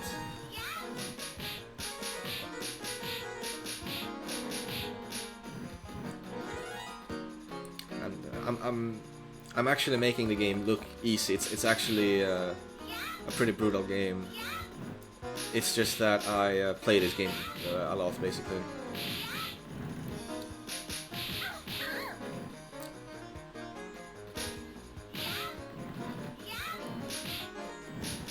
There's RNG with how many crystals you can collect, which is probably one of the more annoying things about scoring. I didn't get good RNG this run, so that sucks. I got below average RNG. It could be even worse, but you know, it was below average. Average probably would have been 1, maybe 2 crystals more, so 30 to 60k more from crystals.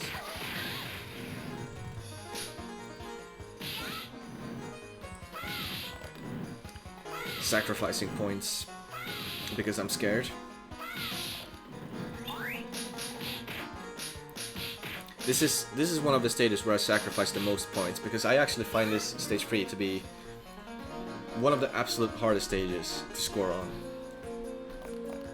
Very hard stage to score on. Mistake.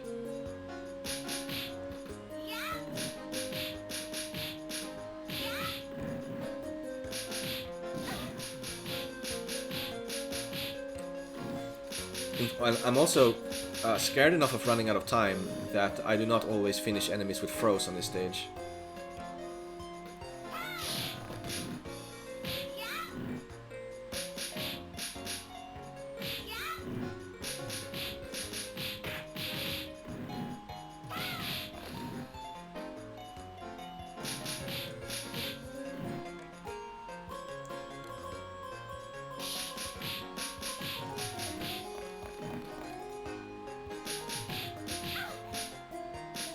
The enemies in this game are just very good at doing that. Like, you try to combo something, and something in that combo is just like, nope, I'm not gonna let you do that.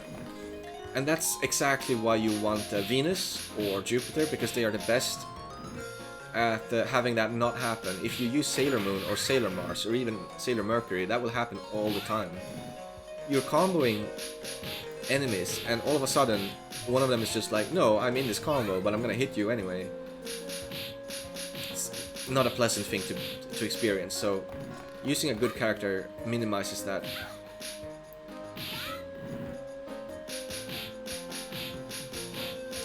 Yeah, I don't even care about score here, this is too dangerous. I have to, you know, avoid using these crystals. If you use crystals, you use all of them. You're forced to use all of them, so I cannot use any crystals. And this second phase of this boss is actually sometimes, if it goes wrong, very dangerous. So I don't want to be low on HP.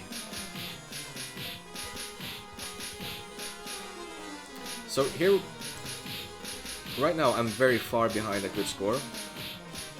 Because stage 3, it was my weakest stage. Like, it's the hardest stage to not lose points on, I think. And on this boss, you can actually suicide a life. You only have one life in this game, one extra life. So you can afford to die one time, and if you're really ballsy, you can suicide that life on this boss. Because this is one of the bosses you can infinite, well, until time runs out, because the health bar gets stuck halfway through, and the only way to make the health bar, like make the boss progress to the next phase, this here I messed it up. The only way to get the boss to progress to the next phase when the health bar is stuck is to finish a combo, to have the boss fall. So as long as you keep the boss in an infinite, you can keep punching the boss for points until time runs out. So you can suicide a life so that you can use that life for that. And that could probably gain you like, I'm gonna estimate like 100k. It's probably like 100k. So that's like one way to gain a lot more score than when I did this run. I didn't feel like I was ready to be doing that.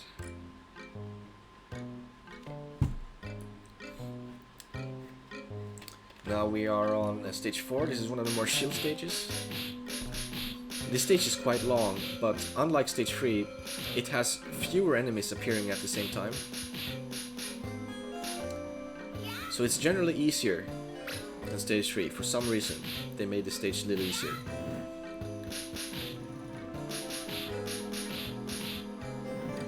And there's a lot more time to spare, so you can use the time to have more throws.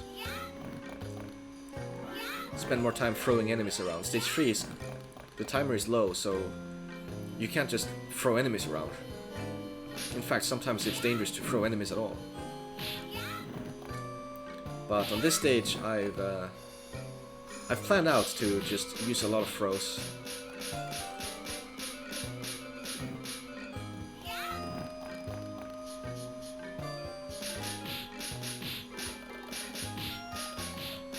And because the enemies are so few, that means you can more easily separate them and score. So this stage is probably, for anyone who wants to learn to score in this game, which you probably shouldn't be doing unless you've once succeeded already, because the game is very hard to once succeed. This is probably the first stage you should try to learn to score on, because there's a lot of time to do all the scoring tactics. And the difficulty in doing so is one of the lower ones, since there's fewer enemies on the screen.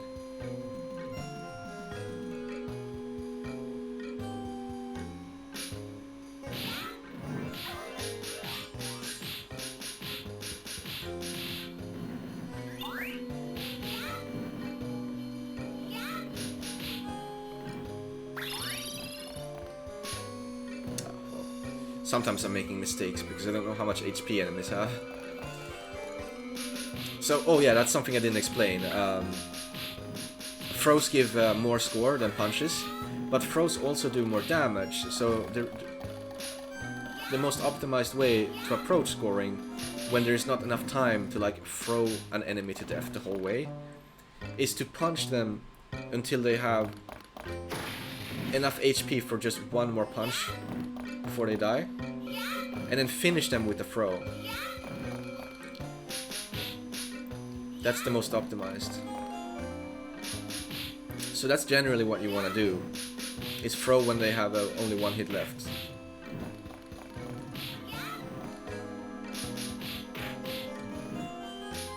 So in order to achieve that, you need to keep track of their HP, which you do in the top left. That's why when I'm playing this game, I'm looking at the top left all the time. All the fucking time. I'm just looking at the top left.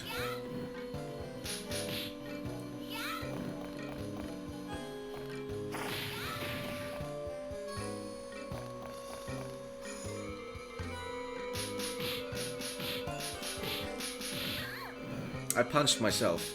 Cool. There's a lot of funny ways this game can screw you.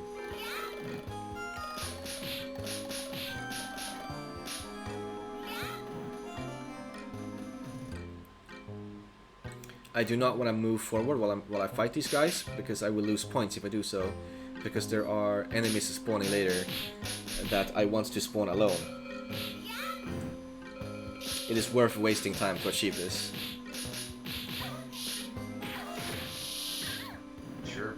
Unfortunately, I messed up the first wave there. How do you punch yourself? You can throw yourself too. You can throw an enemy into yourself. So I can use these two as a big scoring resource. I probably started this with like 582 or something, and look how much I'm gonna gain from this.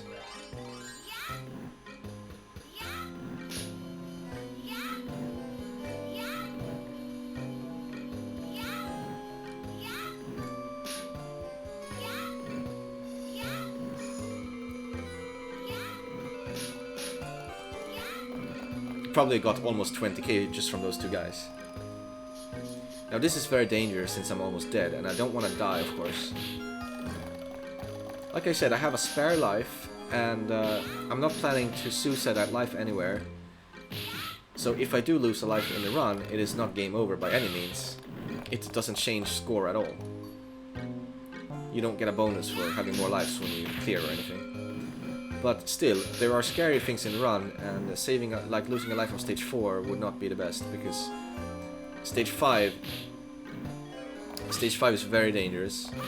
Stage 6 is very dangerous too. Stage 8 is actually not as dangerous, because I'm gonna be using my crystals on that stage when there are no more crystals to collect. That way I won't waste any score. So here I messed up this trick a little bit. Normally you want to be able to throw these two guys twice as fast. So you throw one, then the other, then one, over and over.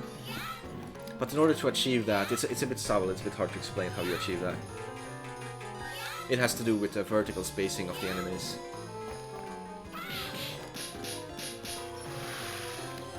So this is another little area where you can get a lot of score. You can get a lot of score down here. It looks like just a random area where, you know, you can't really lose any HP because the mannequins are so harmless. But this random little area is actually a big scoring resource. So here I managed to get the trick I talked about. You have to have the right vertical spacing on the enemies when you start doing this, and then you can just throw them like this. This is the fastest amount of score you can get.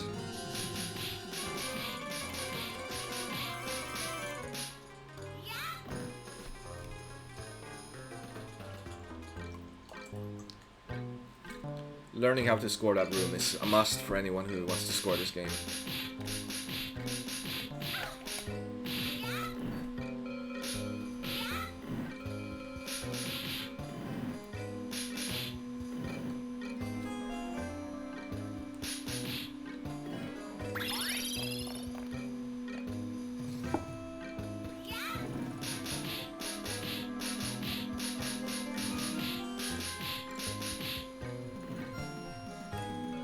Not sure why I didn't throw that last one. I'm probably not throwing them because I'm like a bit worried about time. But I really shouldn't be. I have enough time.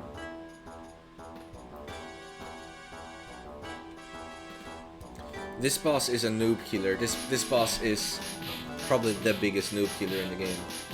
Because if you don't know exactly how to infinite this boss, you could use so many continues on this boss, man. If you don't know exactly how to do this.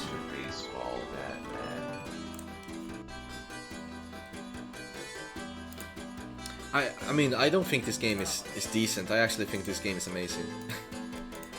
It is the most fun beat 'em up with final fights. This is the most fun beat 'em up to me.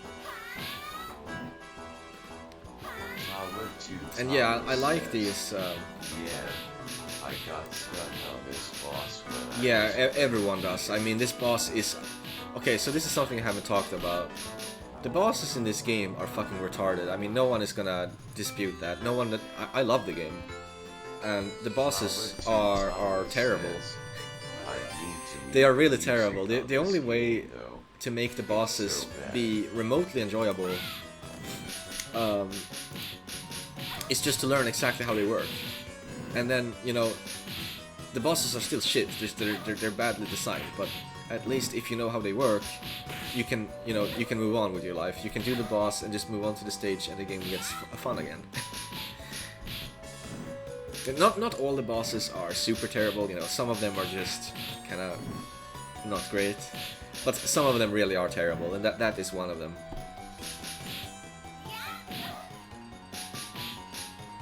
So this stage is the first stage with a really brutal timer. That is why I sacrifice a lot of the score strat on this stage and do not throw enemies on this stage, I just punch them. Tala to Tala says, yeah, the bosses are all bad. Even the first one with their jumping around and lightning is a rough reading when you move so slow. Yeah, you know, there are ways around it. There are strats.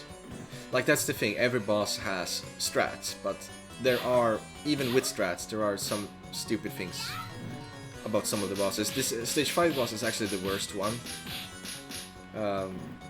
No, the stage 8 mid boss is the worst one, but you can bomb that. You're supposed to bomb that. There's no more crystals afterwards, so even if you're playing for score, you're just gonna bomb that. So not counting that, the stage 5 boss is the stupidest one. Or, well, the hardest one, so the stupidest in terms of reliability.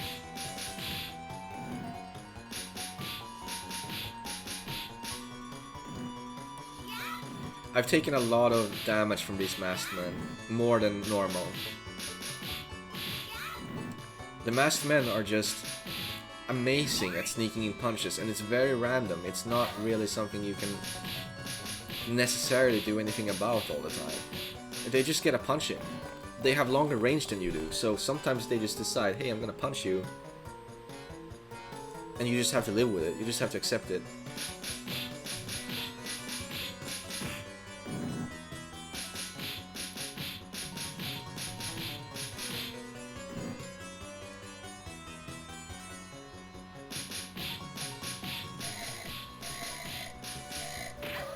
I meant to throw that ninja.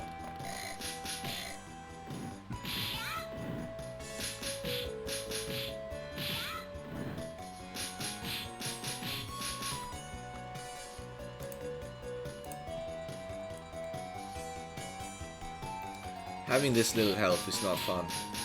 You need, on this level, it is very hard to keep your health because of the randomness of the masked men.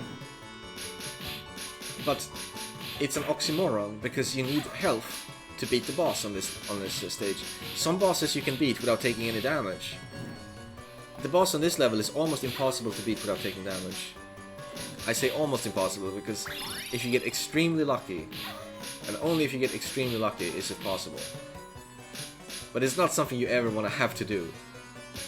So yeah, this is very annoying.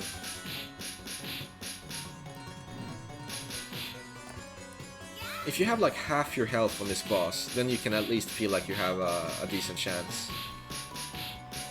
With half health. I don't even have close to half health.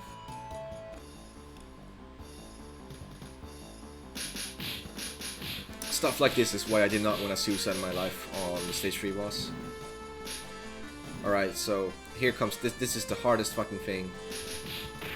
You have to get these guys in a big group. None of them can escape to the left. If they do, it's game over. The boss has to be in this group. If she escapes to the left, it's game over. So once you have them in this group, you want to punch one the moment they get up and then immediately throw.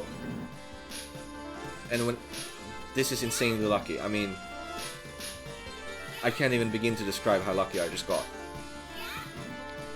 I could try this with save states 10 times in a row, and I probably would not repeat those 10 times. That's how lucky I just got. If I have half my health bar, I can usually pull through with half my health bar, because usually one guy will just not be in that group and they will screw everything up. Tawa to Tawa says, Venus giving everyone the slaps. When that boss fight starts, every single masked man on the screen does something completely random. So some of them will just fucking go left.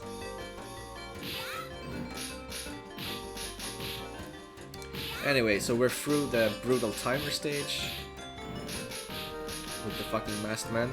Here's another difficult stage though. This stage is very hard, but this stage does not have a hard timer. It just has hard enemy design and a hard boss. The boss on this level is also one of the more stupid ones, by the way.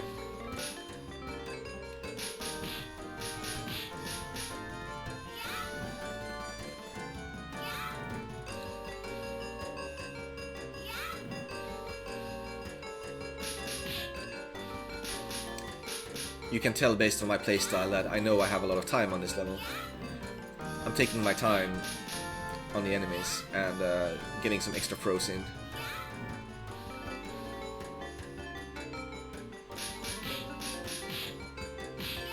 This screen is harder than you'd think. 2 tennis guys. Especially like when you're scoring, 2 tennis guys is rough, because after you throw an enemy, the tennis guys can grab you when you're vulnerable.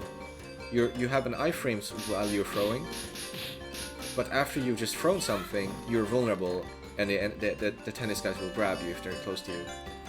And a grab from a tennis guy is 25% HP, guaranteed, lost. I don't think I've gotten grabbed by a tennis guy this run yet, but that's something that it's very easy to have that happen.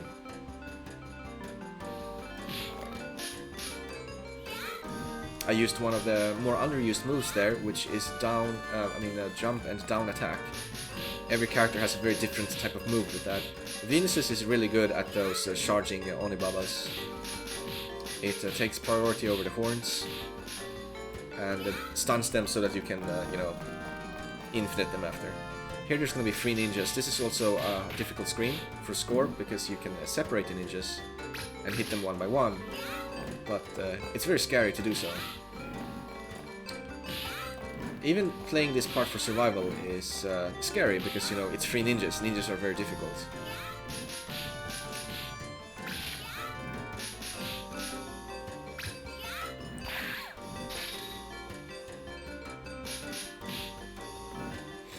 Here I have a scripted pre-move for the next enemy wave. Because those are charging Onibabas, and you don't want to fucking deal with those.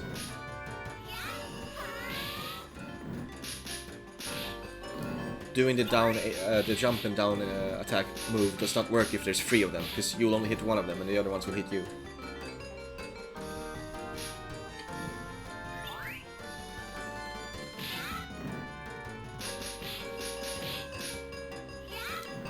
Now, if I was really ballsy, I would score more on these parts, but I want to keep some health for the boss in case the boss goes badly. So I don't score too much here. In the previous part, I was hitting a lot of enemies in one big group and stuff.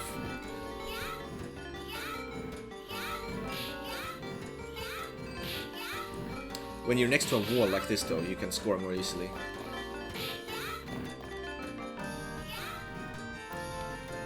Walls are good for score. Alright, so we're at a difficult boss once more, but this one is difficult for a different reason. I could go into it, but I don't know if there's gonna be enough time. Basically, this boss, it's the stage 3 boss, except there's 2, and the way this boss works is, how do I put it? It's just weird. It's weird. When they're on the ground, your punches could be under-prioritized. The boss could prioritize their punch over yours when they're on the ground. But what actually makes that happen is a bit weird. When they're in the air though, and it's a 50-50 chance when you get them on the ground that they're in the air. When they're in the air, they're a bit easier to keep in the combo. So I got really lucky there. That's a 1 in 4 chance that both are in the air like that. That helps.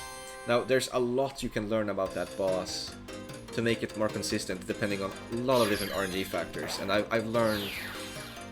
I have strats for every damn fucking thing that can happen on that boss. It just so happened that I got the easiest possible thing to happen there for me. So I didn't have to do any of my dangerous, difficult strats. So that was nice. Here I'm actually wasting some score here for safety.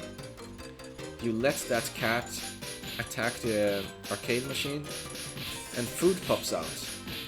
So if I fail what I'm doing here, I get some food that I can pick up. In addition to that, if you wait for the cat to stop attacking the machine, it might be easier to initiate the infinite that way, because this cat is also a weird boss when it comes to how it can attack you first. If this cat is in attack mode, your punch will go straight through. The cat has no hitbox. And the cat is in attack mode before it throws the punch.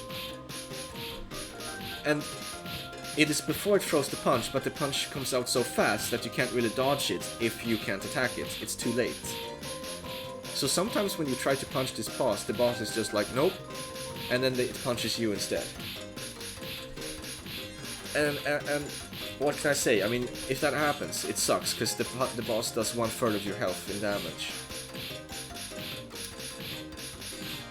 This boss is just like the stage 3 boss, in that the health bar gets stuck and it cannot get to the next phase until the body touches the ground. So you have to finish your combo. That's how you can milk a lot of points on this boss. Now you have to beat the boss before time runs out, because the timer will keep running while the boss is escaping.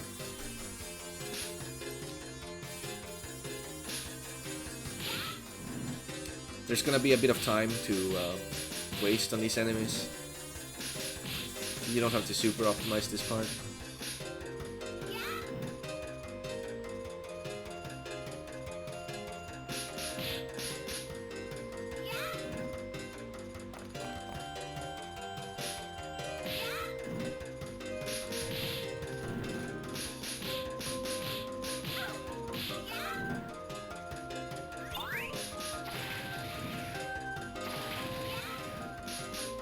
I wonder if a tennis guy's never gonna grab me. That one could. He could have grabbed me there, but he decided not to.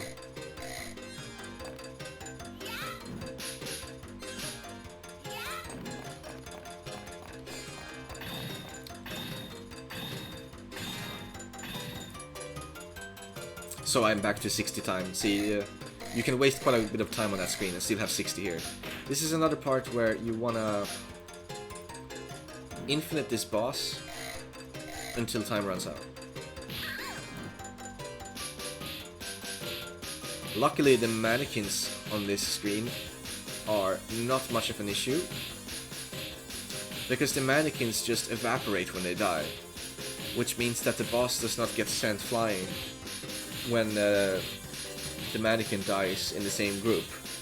That's an issue on some bosses where you're comboing the boss, an enemy goes into the boss, and when that enemy dies, the boss goes flying and touches the ground, and your infinite is broken, and that can lead to problems.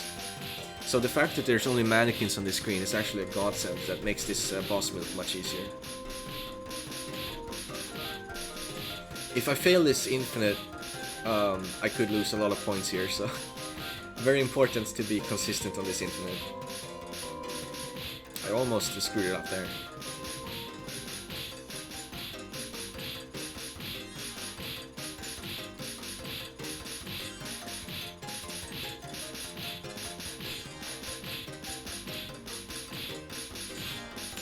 There's a guy behind the counter, he looks like he's glued to the wall.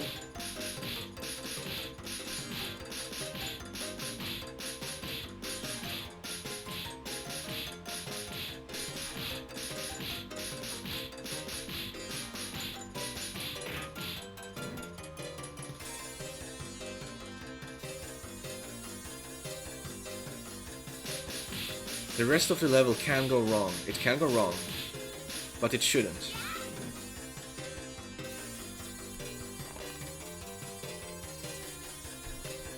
And if it goes wrong, it's probably because the cat decided to punch, which is the worst. Or you get hit by this fucking ninja, but I mean, if you just spawn a ninja lower than where the ninja is, it won't hit you. So here, if the cat decides to punch you right there, that could be terrible. Because then the cat is gonna like jump around, and these enemies come in. And once the enemies start coming in, it gets impossible. So you have to kill the cat before the enemies come in. That's why you have to immediately infinite him and kill him. Because 1 or 2 seconds after you kill the cat, the enemies will start pummeling you. And then it's too late. Sherpy13 says, why are we beating up the giant cat anyway? The giant cat is like a mutation of some girl's pet. Oh, we totally messed up stage 8. So, since I have 2 lives on stage 8, and I have all my crystals, and I'm gonna use them on the mid-boss, that's part of the route. You don't lose any points for doing that. That's why I take a lot of risks on this level, to try to maximize my points. So I'm gonna be doing a really risky stage 8, because I don't really... If I don't play risky when I have a spare life, you know, that would just be really weak.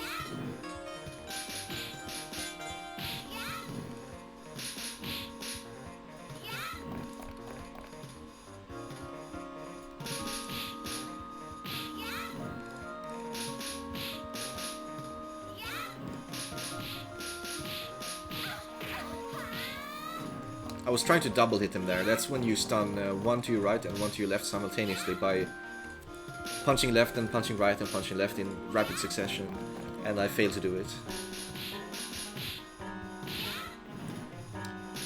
I think it's easier to do that with the autofire by far. And the autofire was not allowed in the Olympics. We have to punch manually.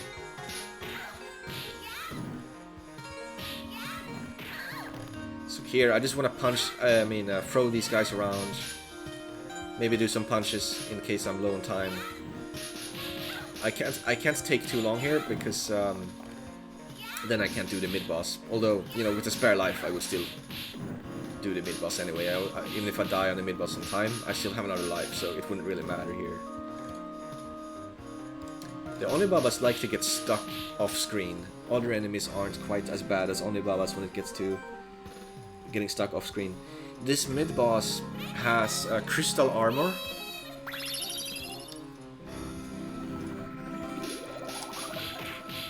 The way this mid-boss works is a little weird. It has crystal armor, and then there's cycles where the crystal armor has different effectiveness. So there's like a cycle where if you bomb on that cycle, it's like a... It lasts for 30 frames if I recall. I think it's 30 frames. If you bomb during that time, it does the maximum amount of damage to both enemies. And if you bomb on other times, it only kills the girl and leaves the guy with max HP. And if you bomb too early, it does 0 damage to both, I think. So I wanted to bomb so that I leave HP on one of the enemies for a scoring resource.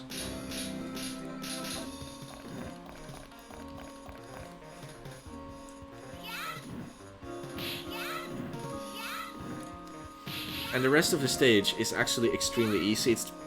It's comparable to stage 1 in terms of difficulty for some reason. I don't know why they made the end of the game like that.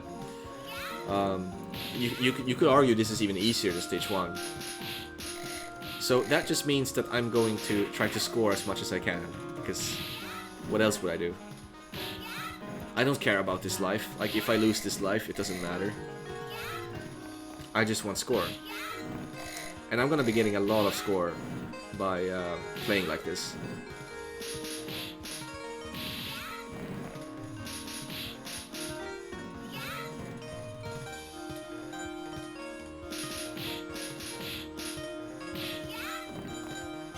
That guy almost punched me. I managed to run away from the punch. And here, the last part of the game, it has the second easiest enemy in the game coming out one by one. I mean, what the hell were they thinking when they made this level? I think it's they forgot to finish this level. That's what I'm guessing. These are tennis guys without tennis rackets, and they are pitiful. They are not dangerous at all. You will always get first hit on these guys. They take forever to do any attacks on you. You always get first hit, so you can stun them. Even if I spawn all of them on screen all at once, I could still probably kill them all without taking a single hit in damage. And there's like 9 of them or something to spawn. That's how easy they are.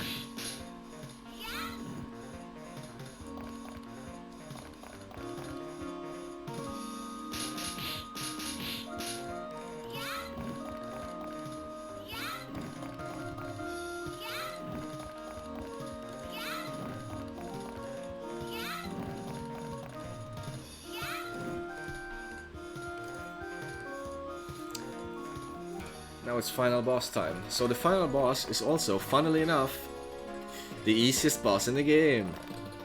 And do you know why? Because the final boss is the easiest boss to infinite. The final boss does not have any good counters against this infinite. Every other boss has counters that you have to learn to play around. But the final boss, she just sits here and takes it. The only way you can fail this is to mess up the infinite. If you mess it up and she breaks free, she has really stupid attacks that are like, I don't know how you're supposed to avoid some of them, honestly. That's why you do not let her use them. You just infinite her. Works every time.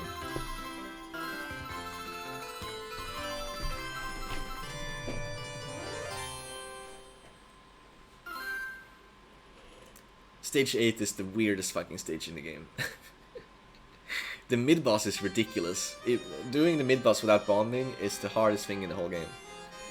So it's very convenient that there are no crystals after that boss, so that you can use your crystals without losing the crystal bonus.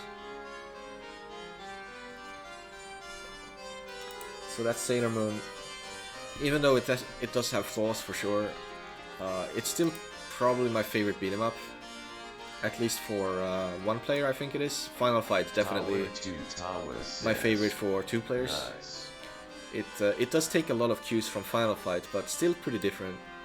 And I tend to like these beat 'em ups that are like very... They get the fundamentals right. I think Final Fight gets the fundamentals right. There's really nothing much wrong with the game, and that uses this like...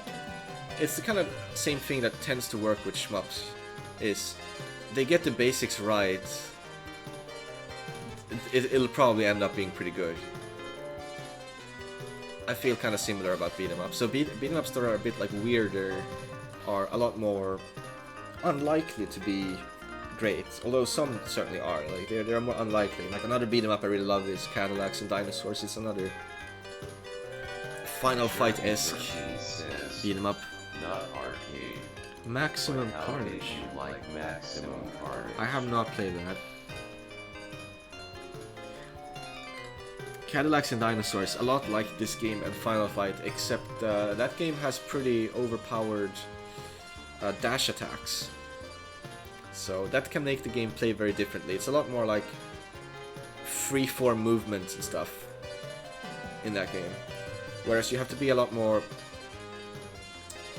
disciplined, I find, in Final Fight, and Final Fight mostly. Final Fight requires high discipline, and this game is like in between. So those are the kind of beat 'em ups I tend to prefer. And this game, it kind of throws, you know, it's like it jumps the shark on bosses a bit. But I don't think that's too big of a deal. Like, this game is so good that learning to do the bosses doesn't even feel that bad, because the rest of the game is so good that you're like, oh man, I really love this game, but these bosses are a pain in the ass, and you just spend the time to learn the bosses, and they're fine. They're stupid, but if you know how to do them, the game gets much more fun for it. So that is it for this replay viewing.